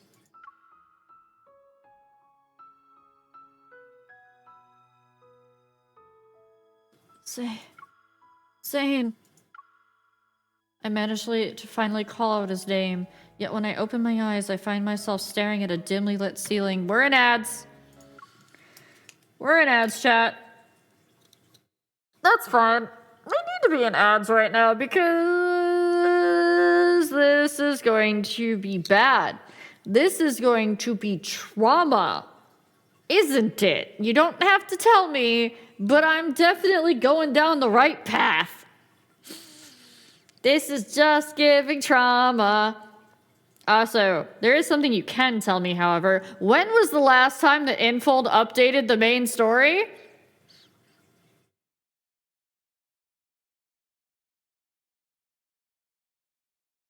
I'm trying to gauge how fast they update the main story because,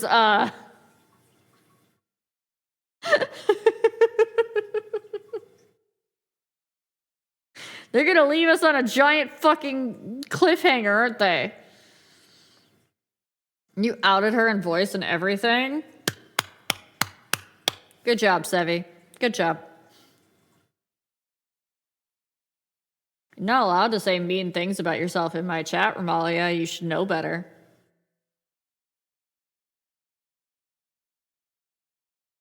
Yeah, because I will get you.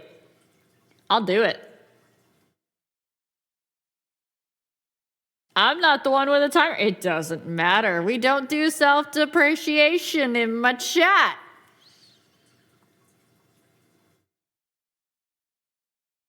So I'll get you.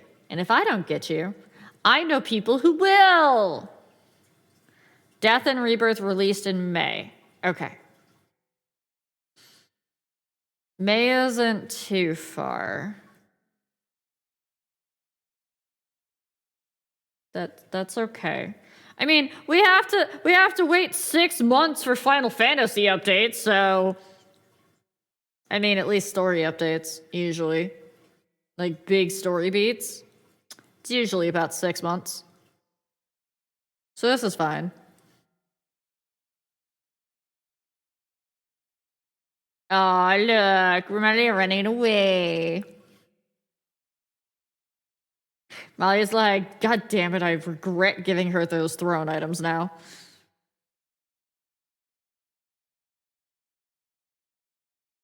We're almost out of ads, chat, don't worry.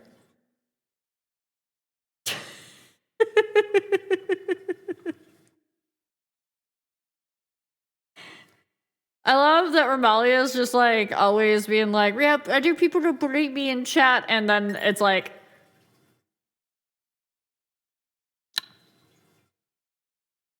Ria's actually the one bullying me. Romalia, what did I say? Stay off my throne. Quit that. Hey, look, ads are over. Back to the story.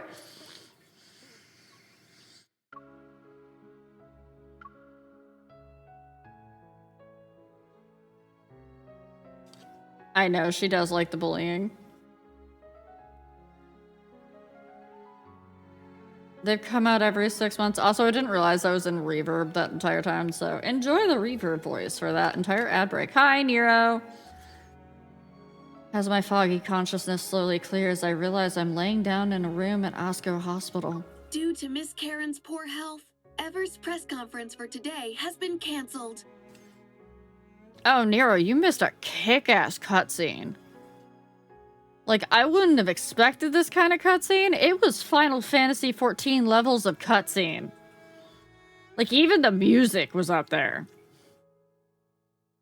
You poked the brat, you should have expected the consequences.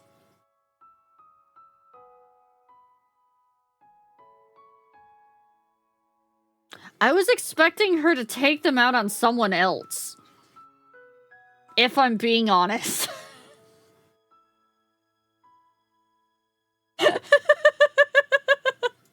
Mr. Benedict, the director of Val's Sanatorium, stated that the patient's well-being takes precedence over the event.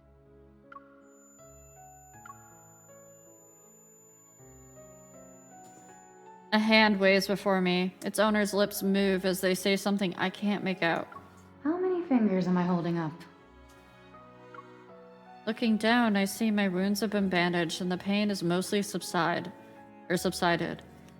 I sit up and take Yvonne's hand.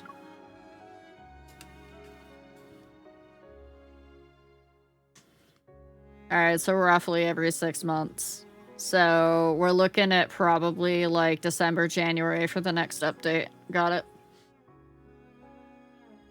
Where's Zayne? Oh, you're awake. Thank goodness you're okay.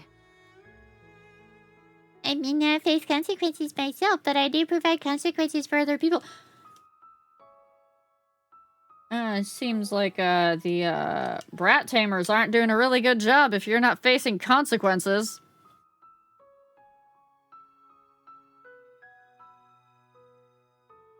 Just saying.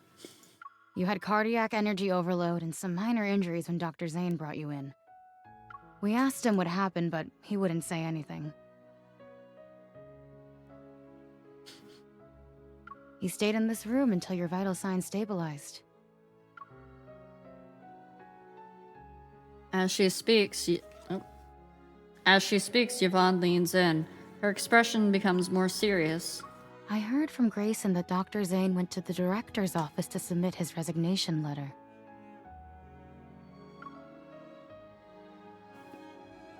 What?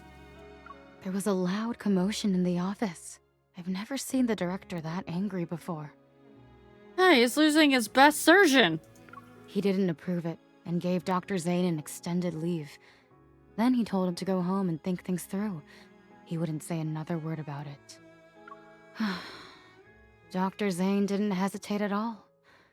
But before he left the hospital, he asked us to take good care of you.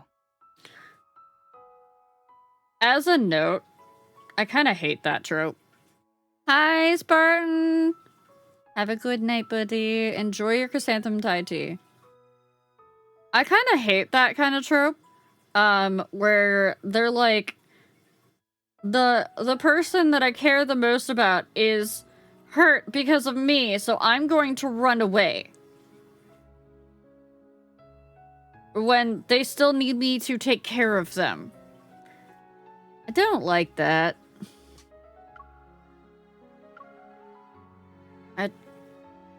I try to force myself to smile, but I can't. Only one thought is on my mind. Wait, you can't just... Oh no. Please, be careful. I'm sorry. We haven't seen him. Sorry, we haven't seen anyone who matches your description. Dr. Zayne. A few days ago, he said he'd be traveling to remote... Oh, you must be that young lady. Oh no. This is our new menu item for today. Would you like it to go? Wait! Dr. Zayne already paid for it! Zayne's home, his favorite dessert place, the cafe near Asco Hospital. I visited every place I could think of. But there was no trace of him anywhere.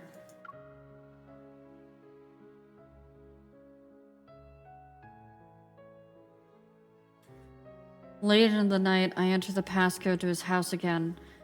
I'm clinging on to one final hope.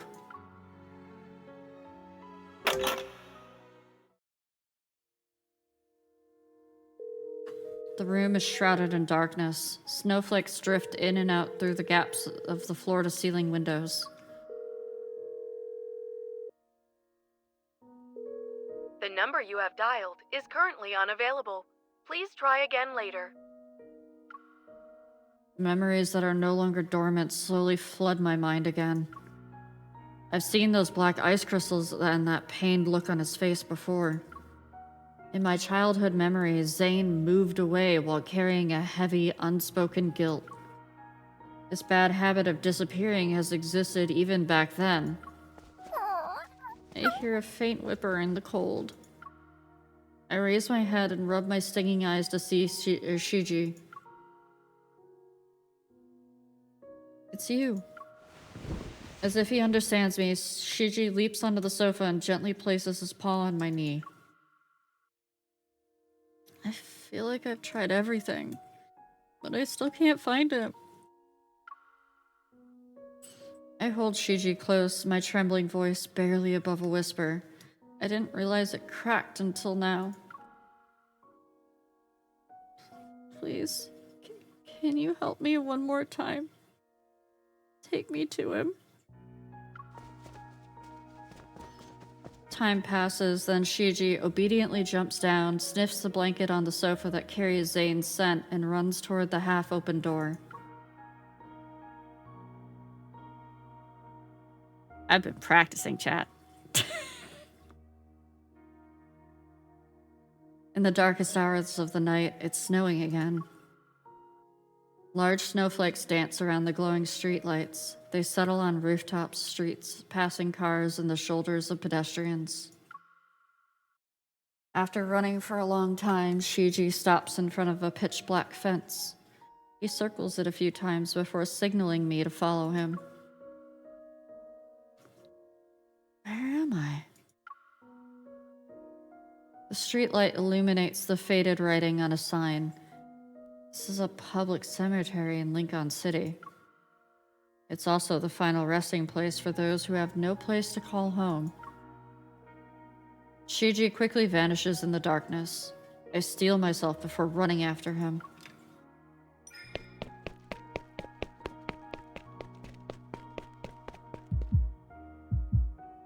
As soon as I see that familiar figure, my heart leaps violently in my chest. Zayne! He stands in the snowy night, his coat billowing between black tombstones. He's like a ghost who has nowhere to go. I understand why he left the moment I see the names on the tombstones. He chose to imprison himself in this nightmare. He wants to atone, to seek redemption for the monsters he killed. I hurry to his side, but when I try to call out his name, it gets stuck in my throat.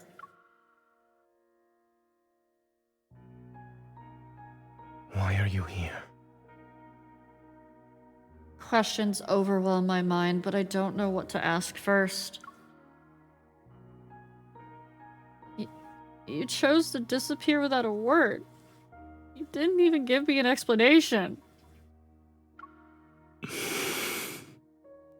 These graves belong to the people who died by my hand. I don't believe their deaths were unjustified. Do you think I'm here because of guilt? I'm not standing in front of them for repentance, let alone the atonement you're imagining.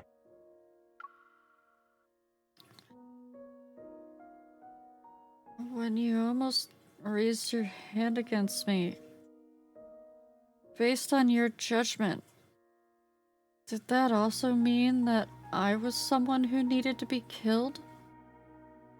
Good night, Sevi. He doesn't evade the question. He nods without any hesitation. So this is why you submitted your resignation letter to Osco Hospital. You haven't even healed my heart yet, and you're just going to leave? You're going to leave just like that? You told me not to change doctors on a whim, but doctors can abandon their patients whenever they want? Complex feeling crawls up my throat to my tongue as emotions bubble up like boiling water. I first met you when I came to Oxo Hospital. I was 12 at the time. Dr. Noah was a close friend of your grandmother, and I was told to look after you. You were afraid of me back then, until I used my power to keep your popsicle from melting. When things finally settled down after the Chrono Rift catastrophe, my parents asked if I wanted to move somewhere else. I hesitated for a long time.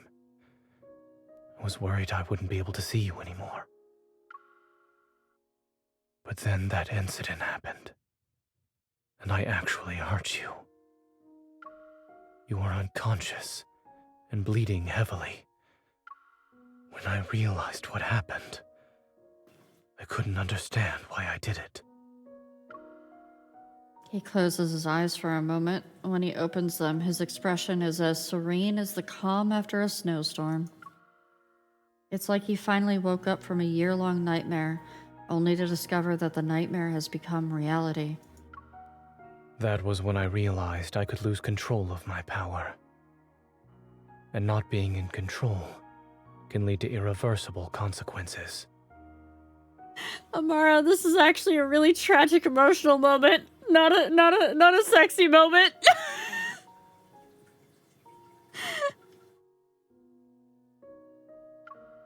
It's why I chose to leave without saying goodbye. The truth pierces my heart like needles. Words are stuck in my throat. Perhaps I chose cardiac surgery because I wanted to heal your heart. Or maybe I wanted to make amends for what I did back then. Even I don't know. He keeps his gaze lowered and his voice is as soft as melting snowflakes. But I didn't hesitate when I chose the field of medicine. When I first recited the Hippocratic Oath, I truly believed I would become a good doctor. I believed I would save many people, including the one I had hurt before. It doesn't seem like he noticed my obvious shock. Zayne just gazes calmly at the weathered gravestones. Until that night on Mount Eternal, when I killed William. But you didn't have a better choice at the time. Once again, he lowers his emotionally detached gaze. Do you really think a killer can be a doctor who saves lives? I mean, there's a lot of serial killers that are doctors, so... If something like this happens again, you might regret the fact that you tried to keep me close. Are you saying your nightmares are destined to become reality? Will I Zayne, stop being a drama queen. There are plenty of doctors who kill from their negligence.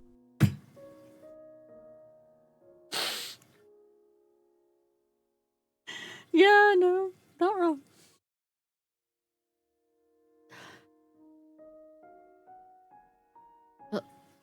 Will I turn into a monster that needs to be killed one day?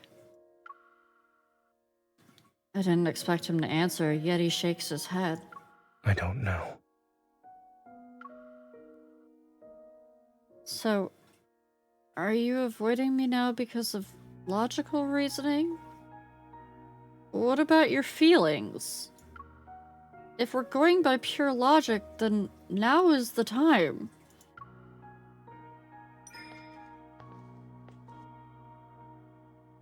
Do it, Zayne. Are you afraid?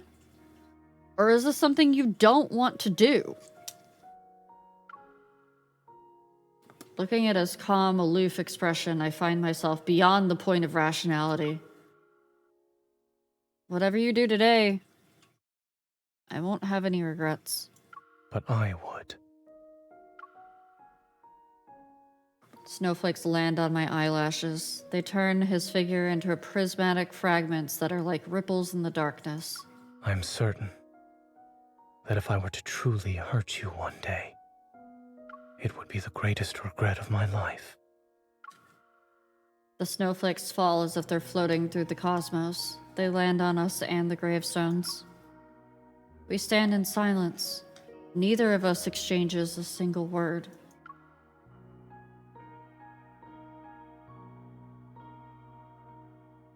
After that day, rumors related to the Alterum and Dawnbreaker faded away like melting snow.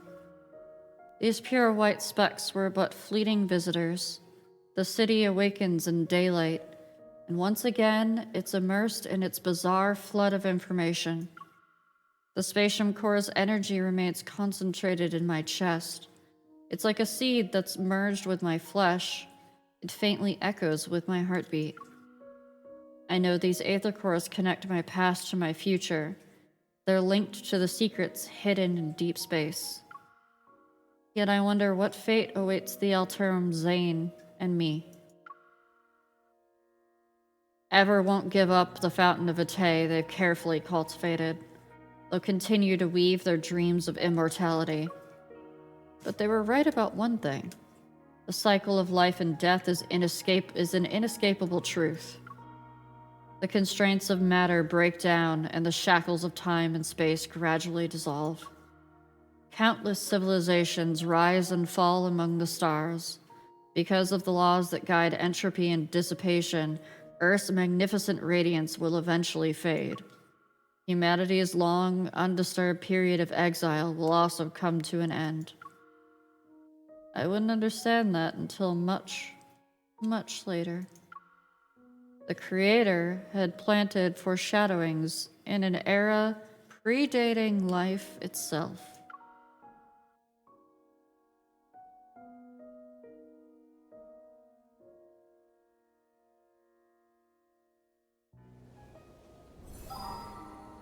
That's the end, chat, because the next are just combat, I believe.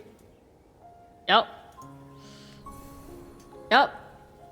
I'm caught up on the main story! Let's go. Let me just auto-combat these here, though, so that it counts. Oh, it's level 38. I'm not even gonna Stella match this. Holy crap.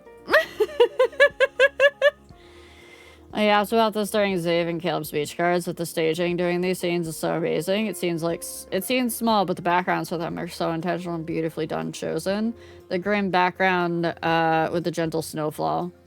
Yeah, it's good. No, that's the end of the MSQ for right now. It's not the end of me playing Lads on stream, though. The tsunami is coming. Come. I mean, for tonight it will be, but I will be continuing to play Lads in future on stream because there's more lore to tell. Warming up. Specifically about the individual men, and then there's also stuff that is definitely a safe spot in this other section, but it's just like words. It's not actually like visuals or anything, so I hear you. Come. that's all you've ever seen. Now. You came in at like one of the most tragic moments, Lamara. Retreat for now. We'll beat it up later. Don't distract me. Oh my god. Why are you getting closer to it? Come back here. Ouch! My hands! Not even a challenge. Yes, welcome to why we call the game Love and Depression. It's over.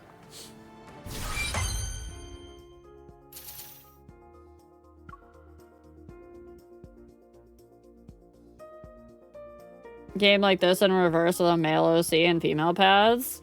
Is it because you're wishing that there was like a deep story? Is that what you're looking for, Dragon?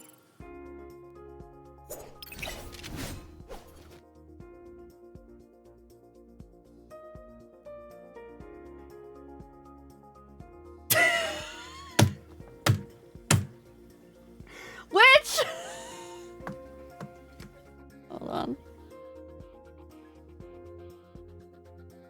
Yeah, the realm of guy games that are like romance, quote unquote, are definitely like, ooh, look, sexy girl, not actually like anything emotionally driven, which really does kind of suck for guys. Now. I think there is a genre that is like a Tome game, but for guys. I just don't know what it's called. Back up. Let's see what trick it has up its sleeve. Oh, I know. I know which. I actually put out a short about it the other day. Now. Raphael. Yeah, I hear you. About how Raphael tells us to, you know, stop looking at his fishing rod. Come back. Don't distract me. Nice. Stay alert. Don't underestimate the power of fire. Don't let your guard down. Come, my shark. Here's our... Not even a challenge. It was Raphael's stop looking at my fishing rod line that had me giggling all the fuck, and I had to make a short out about it.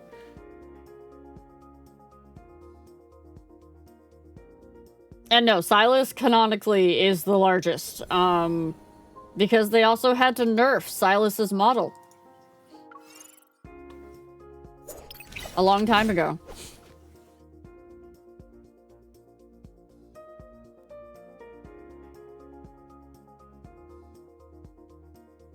Very few male MC visual novels that actually have proper girl love interest growth stuff, but they fully not safe for work. On that note, I'm off to bed. Good night, Speedy. Speedy's like, I hold the secrets. Goodbye. About time I get some exercise.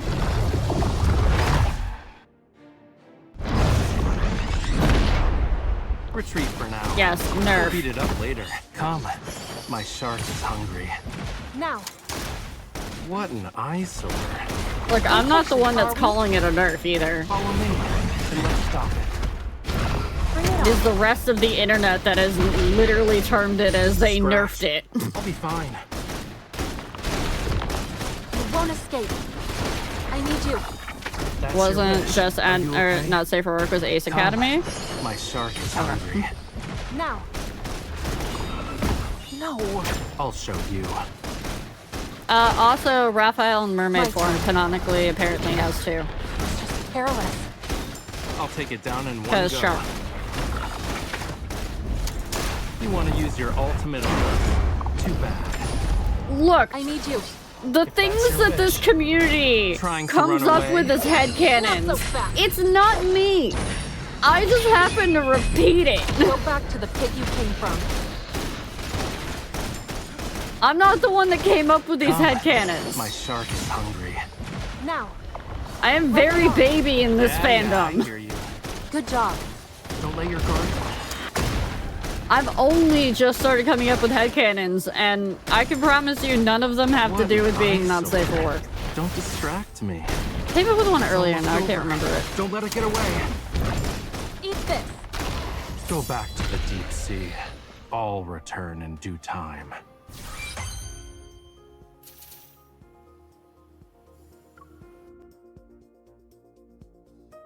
You're at the— no, actually I wasn't.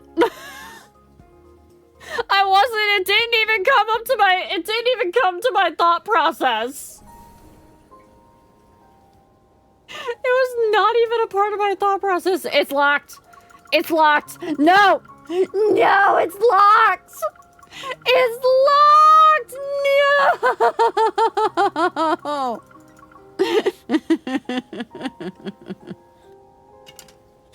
Oh. So chat, in future, I should actually go back to that screen. I'll be reading these, but I'm not sure if I want to read these on stream. Or if I just want to have myself read them and record them and then put them up somewhere for you guys. I don't know. I haven't figured that out yet. I've got like a whole week before I stream again, so.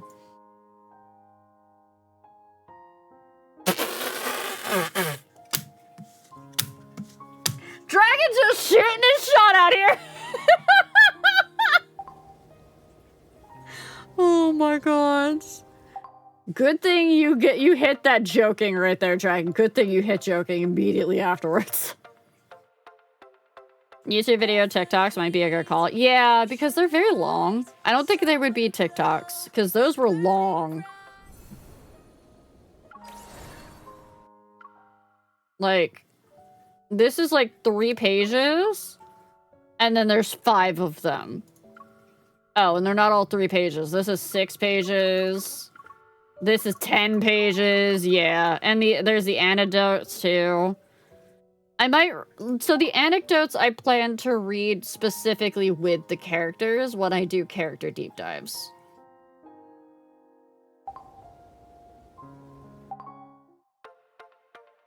Yep.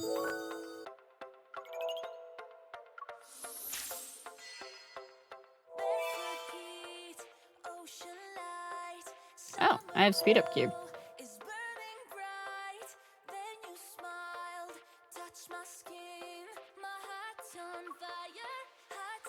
What do I get? Okay. I'll take a shard.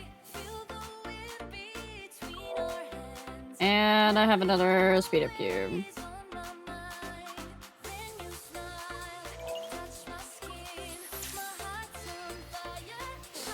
I think I already have this one. I do. Okay. I mean, ranking it up isn't bad either. And then we set that for the next 8 hours to go while I sleep. Ooh, do that. Okay. For some reason, I thought there were going to be buttons over here, and I don't know why. Yes, it was out. It was good timing. It's fine. You're good.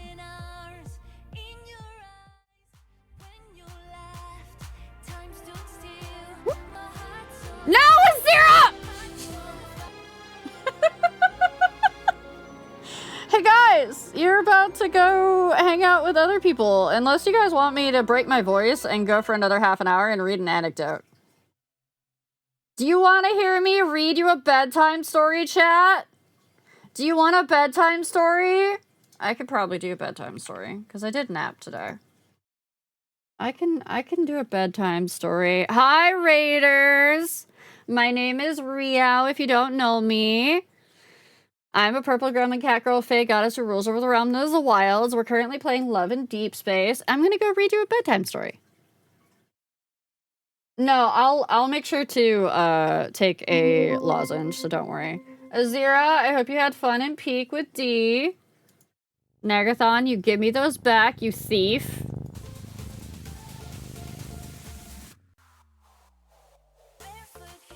Yeah, we're gonna read a bedtime story, okay?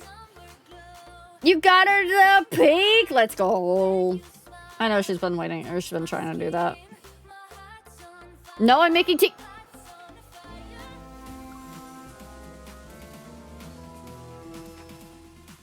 Alright, chat. You have to choose. Who do you want an anecdote of?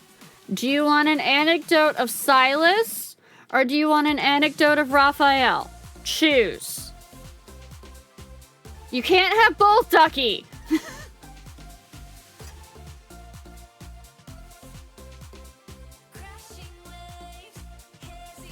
Also, chat, if you like tea, hit the thank you, Para, for being the only person that chooses Raphael.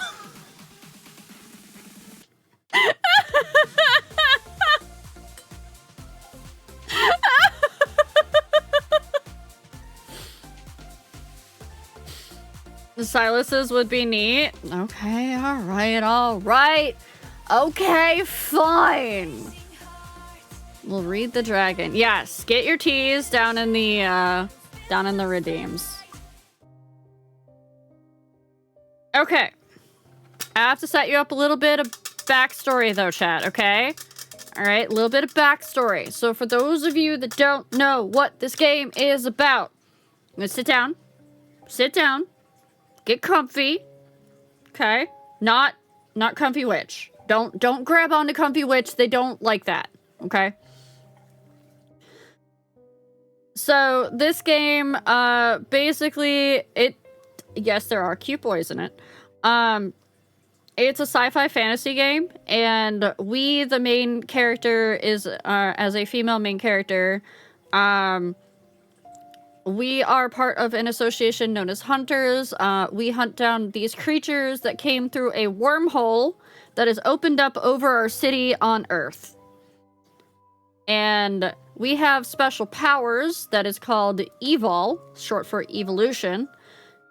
And these special powers help us defeat these monsters. But these men also have these special powers. And when we fight together, we do a thing called resonating. And resonating makes us stronger together.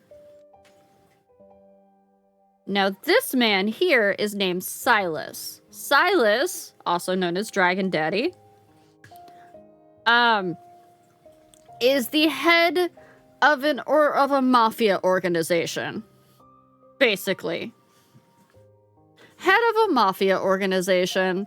When we first meet him, he kidnaps us for 3 days. Oh, God! Hey, D, I'm about to read everyone a bedtime story! Actually, D, you should stay for this, because this means you don't have to read it yourself, and it's not out of timeline for you. It's not, because it's prior to Silas coming to Earth. Yeah. Welcome in, Raiders. If you don't know me, my name is Rio. I'm a purple garment cat girl fae goddess who rules over the realm known as the Wilds, and I am here to read you a bedtime story about a man known as Silas, aka Dragon Daddy.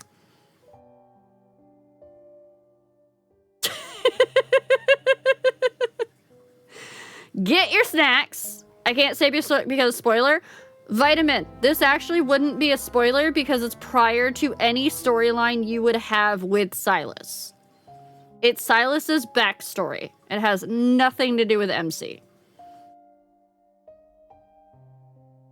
Yes. Get the kiddo in bed. Go on, Amara. Yeah, it's completely backstory to Silas. Also, Riel also fixating on the kiddo.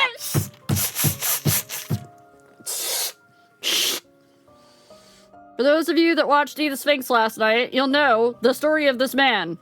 I won't go into detail so that people don't get spoiled. But, yes, head of mafia organization. The situation in which we meet him is not great. He canonically has the biggest, yes. Alright, chat, settle in, settle in. Get your snackies, get your blankets. This is your bedtime story, okay?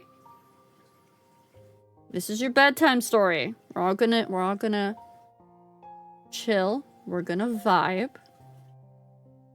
Get comfy. Okay.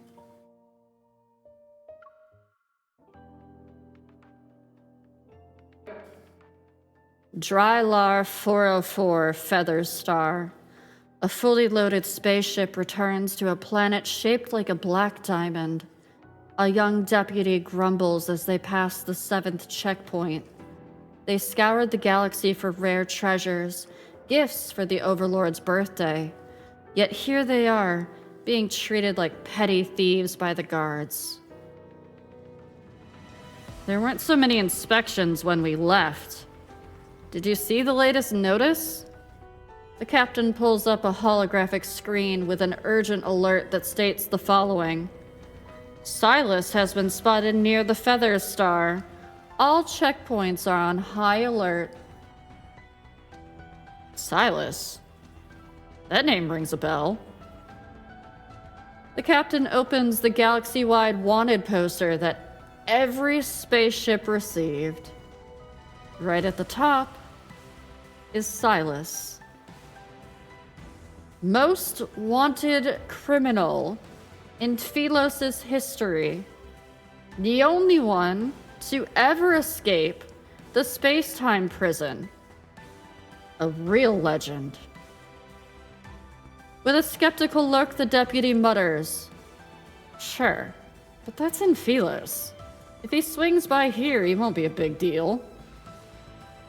Then why is the Overlord making us jump through all these hoops? The deputy pauses, still cocky as ever. How the Overlord was conquering other planets, the Silas probably wasn't even a twinkle in the old man's eye. He was lucky, a deep voice from behind says. Startled, they stand up, their hands going to where their weapons should be, but their holsters are empty.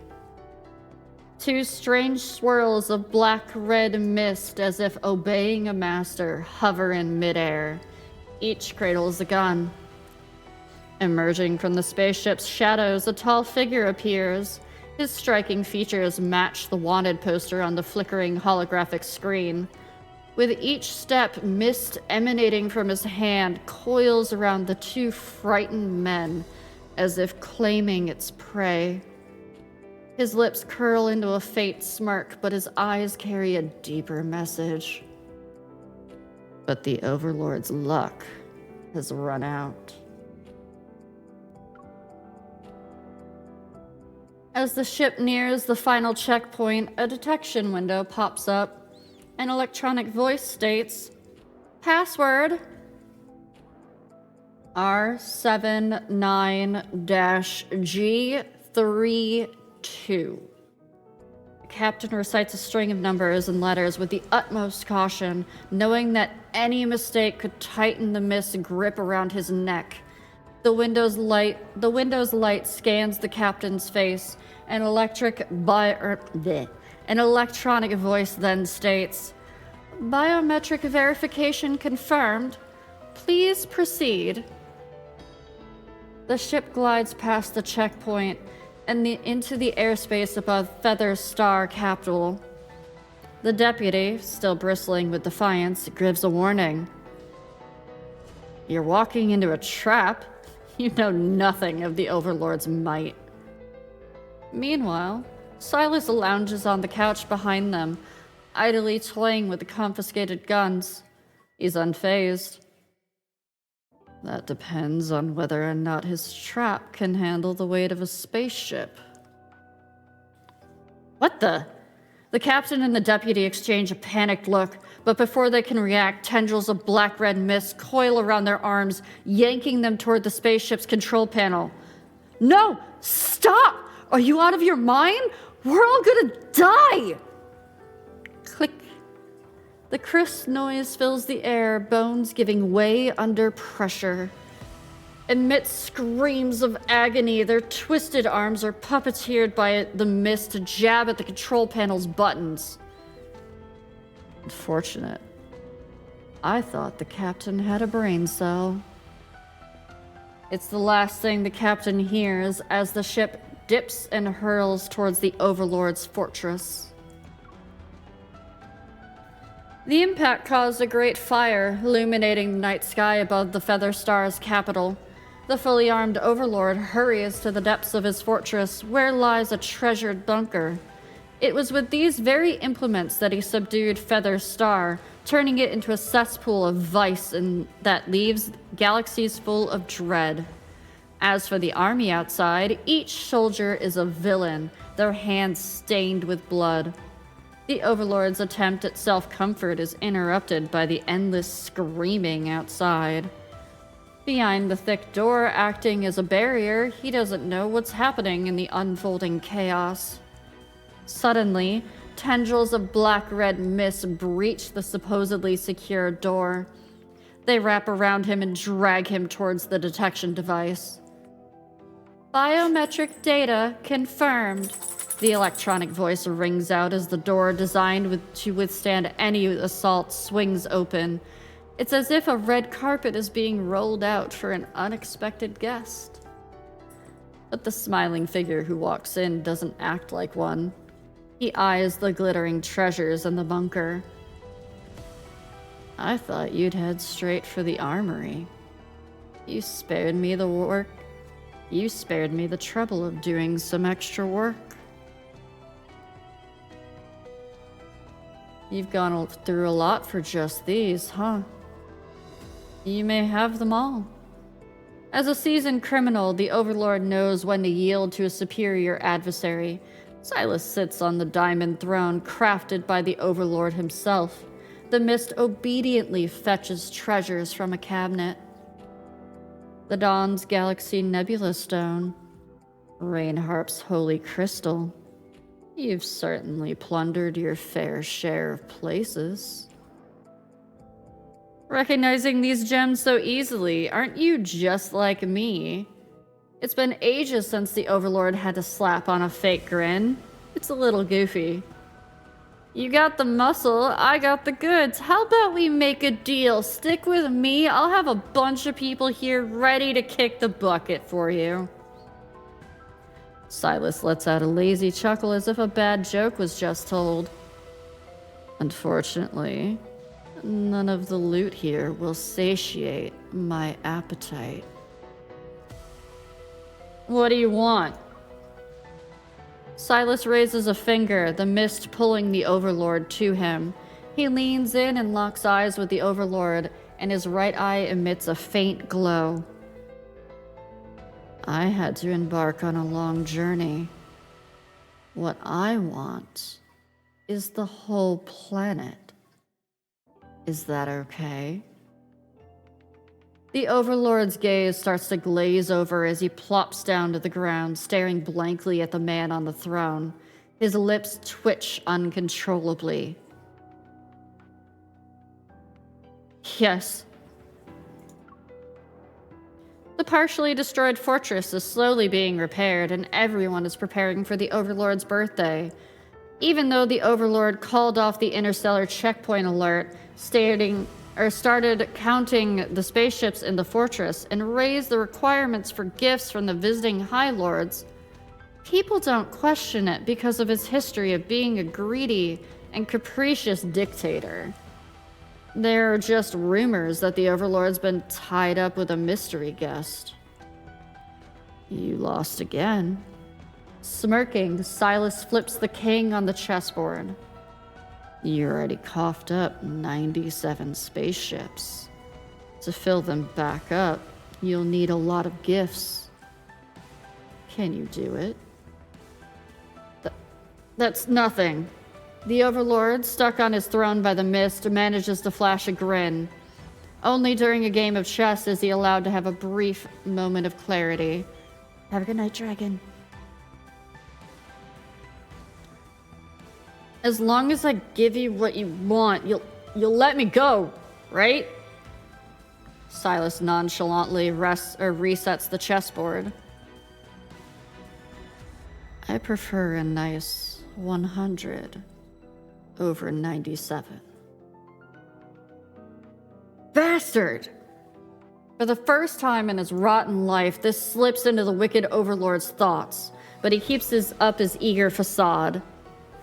Sure. Outside the floor-to-ceiling windows lies an artificial garden. Glowing eyes lurk in the shadows with the occasional growl breaking the silence. Are they yours? Silas asks, laid back. They've been handpicked by the High Lords from all over the land. If you're interested, I can have them loaded into your spaceship. A cage is no place for beasts. He casually starts another game of chess. As the Overlord's birthday draws near, spaceships loaded with gifts continue to enter the planet, lining up at the port as instructed. The High Lords flock to the fortress to pay their respects. As they settle down in the banquet hall, the room's fancy crystal chandeliers suddenly go out, plunging everyone into darkness. In the shadows, red mist moves like vines and seals off all entrances and exits. Some try to break through the blockade, but as soon as they get close to the mist, screams resound, which send shivers down their spines. Everyone. A deep voice cuts through the anxiety from behind the Overlord's throne. You've yet to wish today's star a happy birthday. Accompanied by the strike of a match, red candlelight flickers. It casts an eerie glow on a sharply outlined face. His light hair barely visible. Silas casually settles at the edge of the banquet table, sticking a lit candle into the elaborately decorated cake at its center. The faint lighting reveals a hint of fear in the guest's eyes. Oh, wait. I don't know how old the Overlord is this year. Silas remarks. He taps the area around his right eye. The Overlord, under the sway of some mysterious force, is unaware of his surroundings, so when he snaps out of it, he finds the High Lords all ensnared in the candlelight and mist along the table. You've been around for a long, long time. Missing one birthday won't be the end of the world, Silas says as he spreads some frosting onto a cake knife. He brings it to the Overlord's lips. But if this is our final celebration, we should make it unforgettable. Silas, please, spare me. I'll give you anything. As the knife touches his quivering mouth, the sickeningly sweet frosting mixes with the taste of blood, triggering painful vomiting. The undisputed ruler of this dark planet is being played like a fool. It is a sight that, combined with the name Silas, leaves the long, extravagant High Lords powerless to fight back. Our army. Outside. A High Lord struggles in his final breath. As if on cue, a deafening explosion echoes from afar and shakes the banquet hall. The Overlord can't help but widen his eyes. There goes the candle I set in the armory. Happy birthday. Silas relishes in the way everyone's faces change in the dim light. Have a good night, witch. Now it's your turn to show some sincerity. He stands up and pats the Overlord's shoulder. The Overlord's life is a storage's worth of treasures from 100 ships. Anyone who brings me less might not taste the birthday cake today. Arresting Silas is Meyer's dream. He used to think of every astral enforcer shared it, but his boss's cryptic smile told a different tale. Kid, it's good to dream. In time, he understood what his boss meant. It's better to admire dreams from afar. Yet a spark still flickers in Meyer's heart. If an enforcer had arrested Silas and thrown him into the space-time prism, why can't he be the one to toss the escapee back in? Meyer's best shot at capturing Silas was in the capital of Philos. Maybe Silas assumed the most dangerous spot was the safest because that notorious fugitive strolled in like he owned the place. But soon enough, Meyer realized that Silas didn't even see those people trying to arrest him as a threat. The traps set by the enforcers were like spider webs, crumbling at the slightest touch in the face of overwhelming power. Some squad members, their brains having experienced mind controlled, were never the same and left the job for good. After that, word of Silas's whereabouts drifted through the space regions like a nightmare. Every sighting was paired with crimes, yet as unbelievable as they are, these acts somehow never affect the space citizens' lives. Many have become legends, in fact. So for most astral enforcers, catching Silas was an impossible dream. When word gets out about a possible Silas sighting near Feather Star, not a single enforcer in the fleet except Meyer seems keen on pursuing it. Feather Star itself is like a swamp overrun by crooks, and the astral enforcers have always steered clear of it. Sure, arresting one criminal is fair game, but when the bad guys band together and gain the upper hand, dealing with them is no walk in the park. In the end, Meyer enters Featherstar on his own accord, and the first thing that strikes him is the insane number of ships lined up at the port. These are all the High Lord's gifts for the Overlord's birthday. I have no clue where they went prowling to get such a haul. The number of ships is easily in the dozens. A whole lot more compared to years past, the port official grumbles.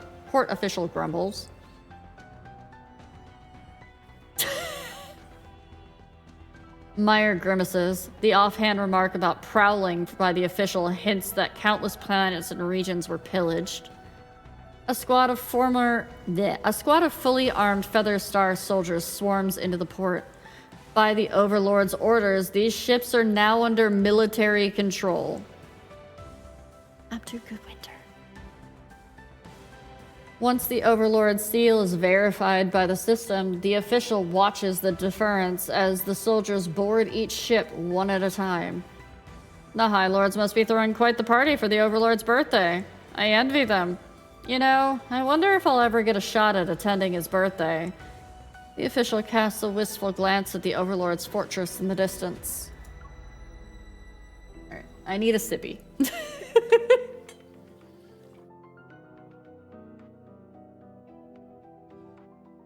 We're almost done though, chat. We're almost done. Promise. After using up a substantial amount of energy for several days, Silas can keenly feel that he's at his limit. An invisible tether within him holds him back from tapping into more power. If any of the captives in the banquet hall were sharp enough, they'd notice the mist is slowly losing its grip. Sadly, the days of being cooped up and mentally battered have already broken these pleasure-seeking cowards. Silas gazes at the artificial garden beneath the inky sky, those animalistic eyes silently locking onto him. He wonders how long they've been trapped there and if their wild instincts remain. Silas, my coffers have been emptied out. Trembling, a High Lord makes a confession. It's clear this last one is unable to cough up an equal amount to 100 ships.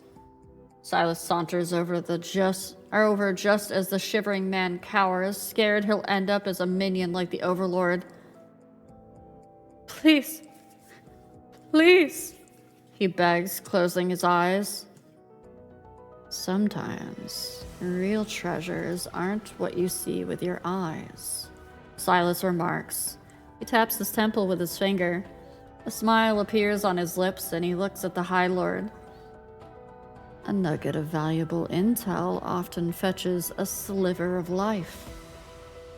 The High Lord cautiously opens his eye and sneakily glances at his peers before gritting his teeth.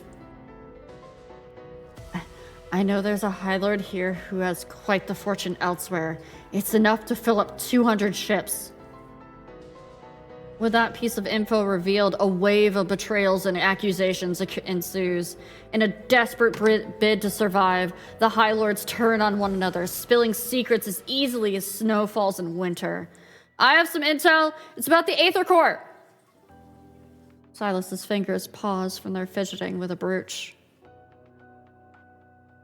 He flicks it onto the table, and the clinking of metal sends a chill down the spines of these desperate men. Have you heard of the Eye of Aether? The Overlord stashed it away in the vaults beneath the Northfall Mountains. Silas glances at the Overlord's face as he sits on the throne. His reaction speaks volumes. A smirk appears on Silas's face. He always relishes those absurd yet enthralling twists of fate, just like now when the elusive echo in the cosmic void he's relentlessly pursued unveils itself unexpectedly. Suddenly, a string of lights appears on the horizon. A fleet of ships departs from the port, forming a dazzling necklace in the night sky. Whenever the stars perfectly align, Silas finds himself entertaining thoughts of destiny. Now is the time to act on it. Oh, I hit run ad instead of snooze. I'm so sorry, chat. We're gonna run ads. We're in ads, so I'm gonna pause. I'm gonna pause for anybody. I hope that people are enjoying this. I'm doing the best I can with acting. I'm not that good at it. And that's not me being mean to myself. That is me knowing my limits. And knowing that I haven't practiced that much. I am no Deja Vu D, nor am I AD the Sphinx, who are both really good voice actors because they've trained for it. They've trained for it, okay? They deserve the praise. They worked on the skill. I haven't worked on the skill. Oh gods. Model, why are you lagging like that? Model? Could you calm down? Oh, Model is not happy.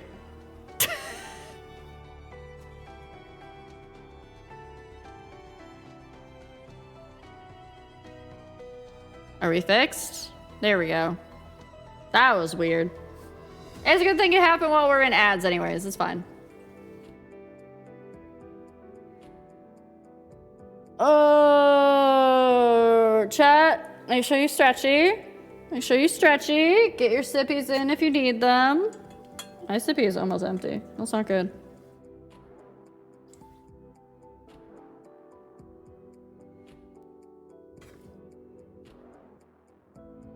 I will take small sippies until we are done. Again, we don't have that much more to go. We have 6 more pages on this one, and then like probably like 5 more pages on the next. No sippies until time walking done. What kind of sippies are you having? If you can type, you can sippy. There's a difference. We only need 28 PPL to donate about 15 towards the greenhouse, and then it will be fully funded Ryomtia. Moogle. Or not Moogle. Ramalia.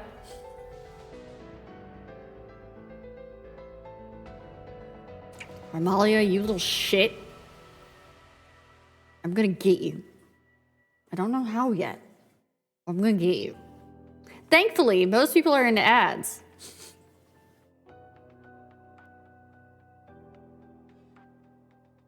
So I'm safe.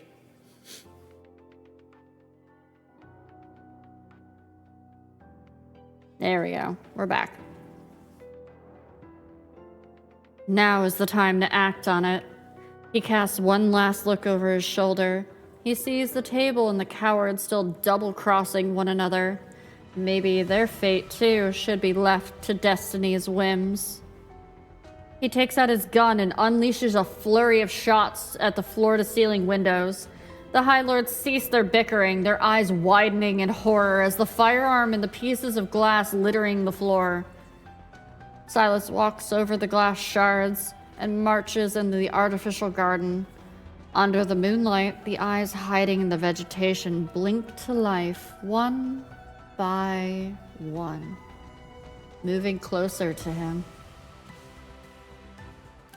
Let's see what's left of you after spending so much time in captivity. His right eye scans each bestial gaze. The turmoil in them begins to settle, replaced by a shimmering hatred akin to blades being unsheathed in the darkness. Their thirst for vengeance is directed at those responsible for hunting, butchering, and imprisoning them.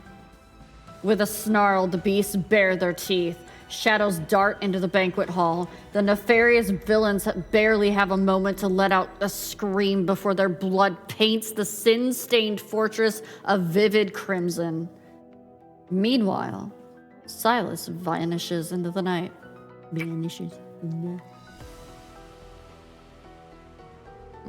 Meyer, did you hear how everyone from the Overlord to the High Lords and the Feathers Star died overnight?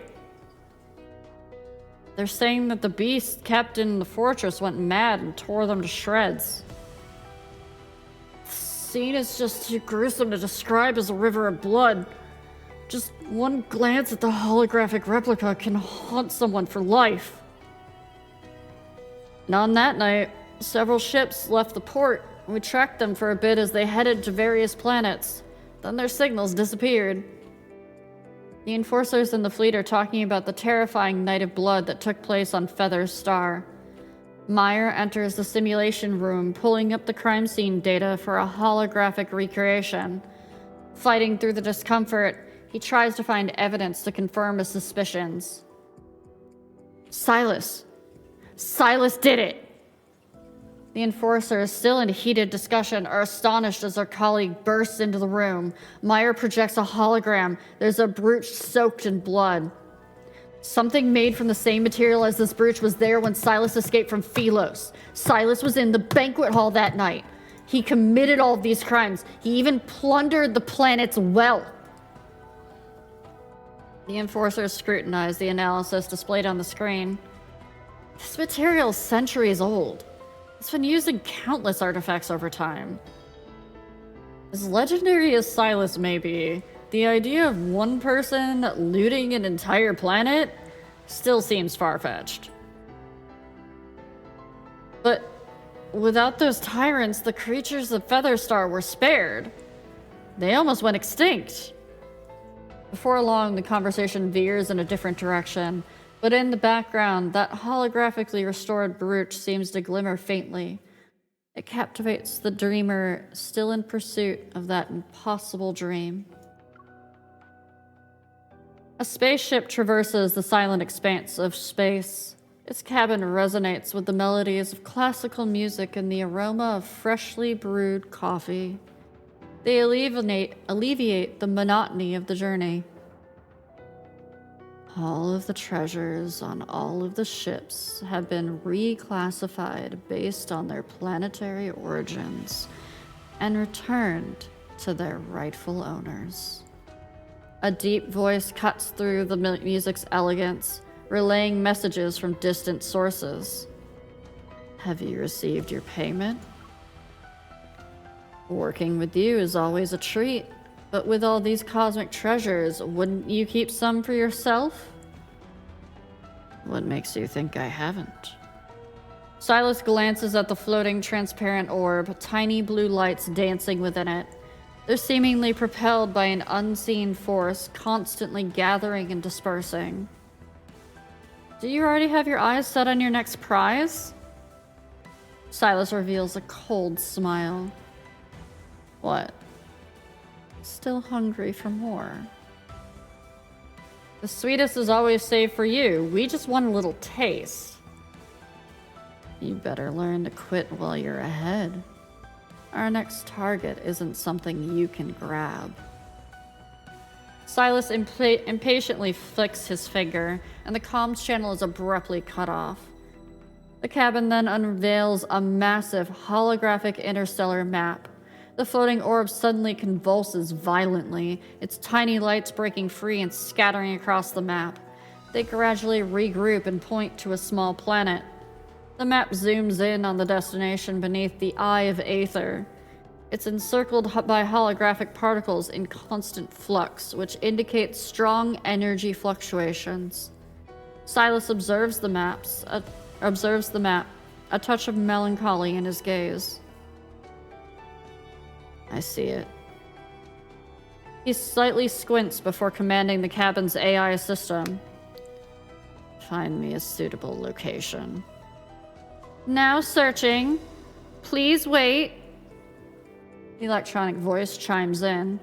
Location found. The area is currently experiencing substantial protofield disturbances, creating a massive vortex of magnetic fields. This twists and refracts light, rendering direct entry impossible. It is forever shrouded in darkness. What a fitting choice. You think I belong in a place like that? Silas reclines in his seat, peering through the viewport where the interstellar particles sparkle like diamond dust. Thank you for the half-hearted compliment. Now switching to... Oh, wait. That's the AI. Thank you for the half-hearted compliment. Now switching to autopilot mode. Have a pleasant journey. The spaceship glides through the floating dust cloud as the eternal darkness... in the eternal darkness, and heads towards a distant horizon. In a place starved of sunlight, only neon lights decorate the darkness.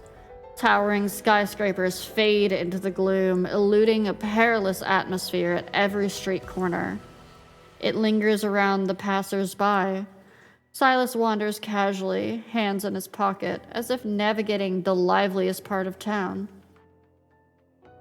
If you don't like dying, hand over everything you got, a low voice says. It's accompanied by the cold touch of a gun barrel. Silas turns, his eyes briefly scanning the large figure behind him. A slow chuckle escapes his lips. Ah, lucky number 13. Before the man could even utter a what, black-red mist deftly twists his wrist, redirecting the gun muzzle to his own temple. While I often enjoy killing time, no one likes flies buzzing around. Silas remarks, his gaze drifting from the man's pale face down to his attire. Maybe it's because I'm not blending in. Under indifferent, cold scrutiny, the thug's legs tremble. His mind momentarily stops working at the unexpected question. What's the fashion like around here? Huh? The gun floats in midair, its pressure against his scalp growing impatient. Like that. The thug gestures with trembling fingers at an advertisement flashing on a mall's large screen. A man wears a leather jacket as he zooms through the neon-lit streets on a hefty motorcycle. Silas raises an eyebrow.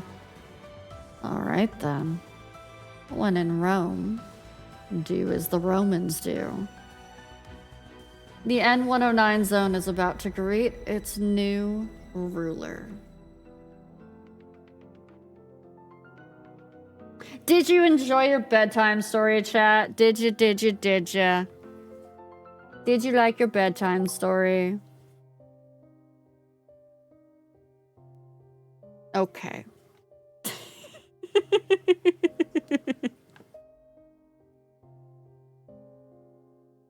And that is how Silas came to the N109 zone. See, I told you it wasn't going to be spoilers for anything that's current. Now, it is time for me to go to bed.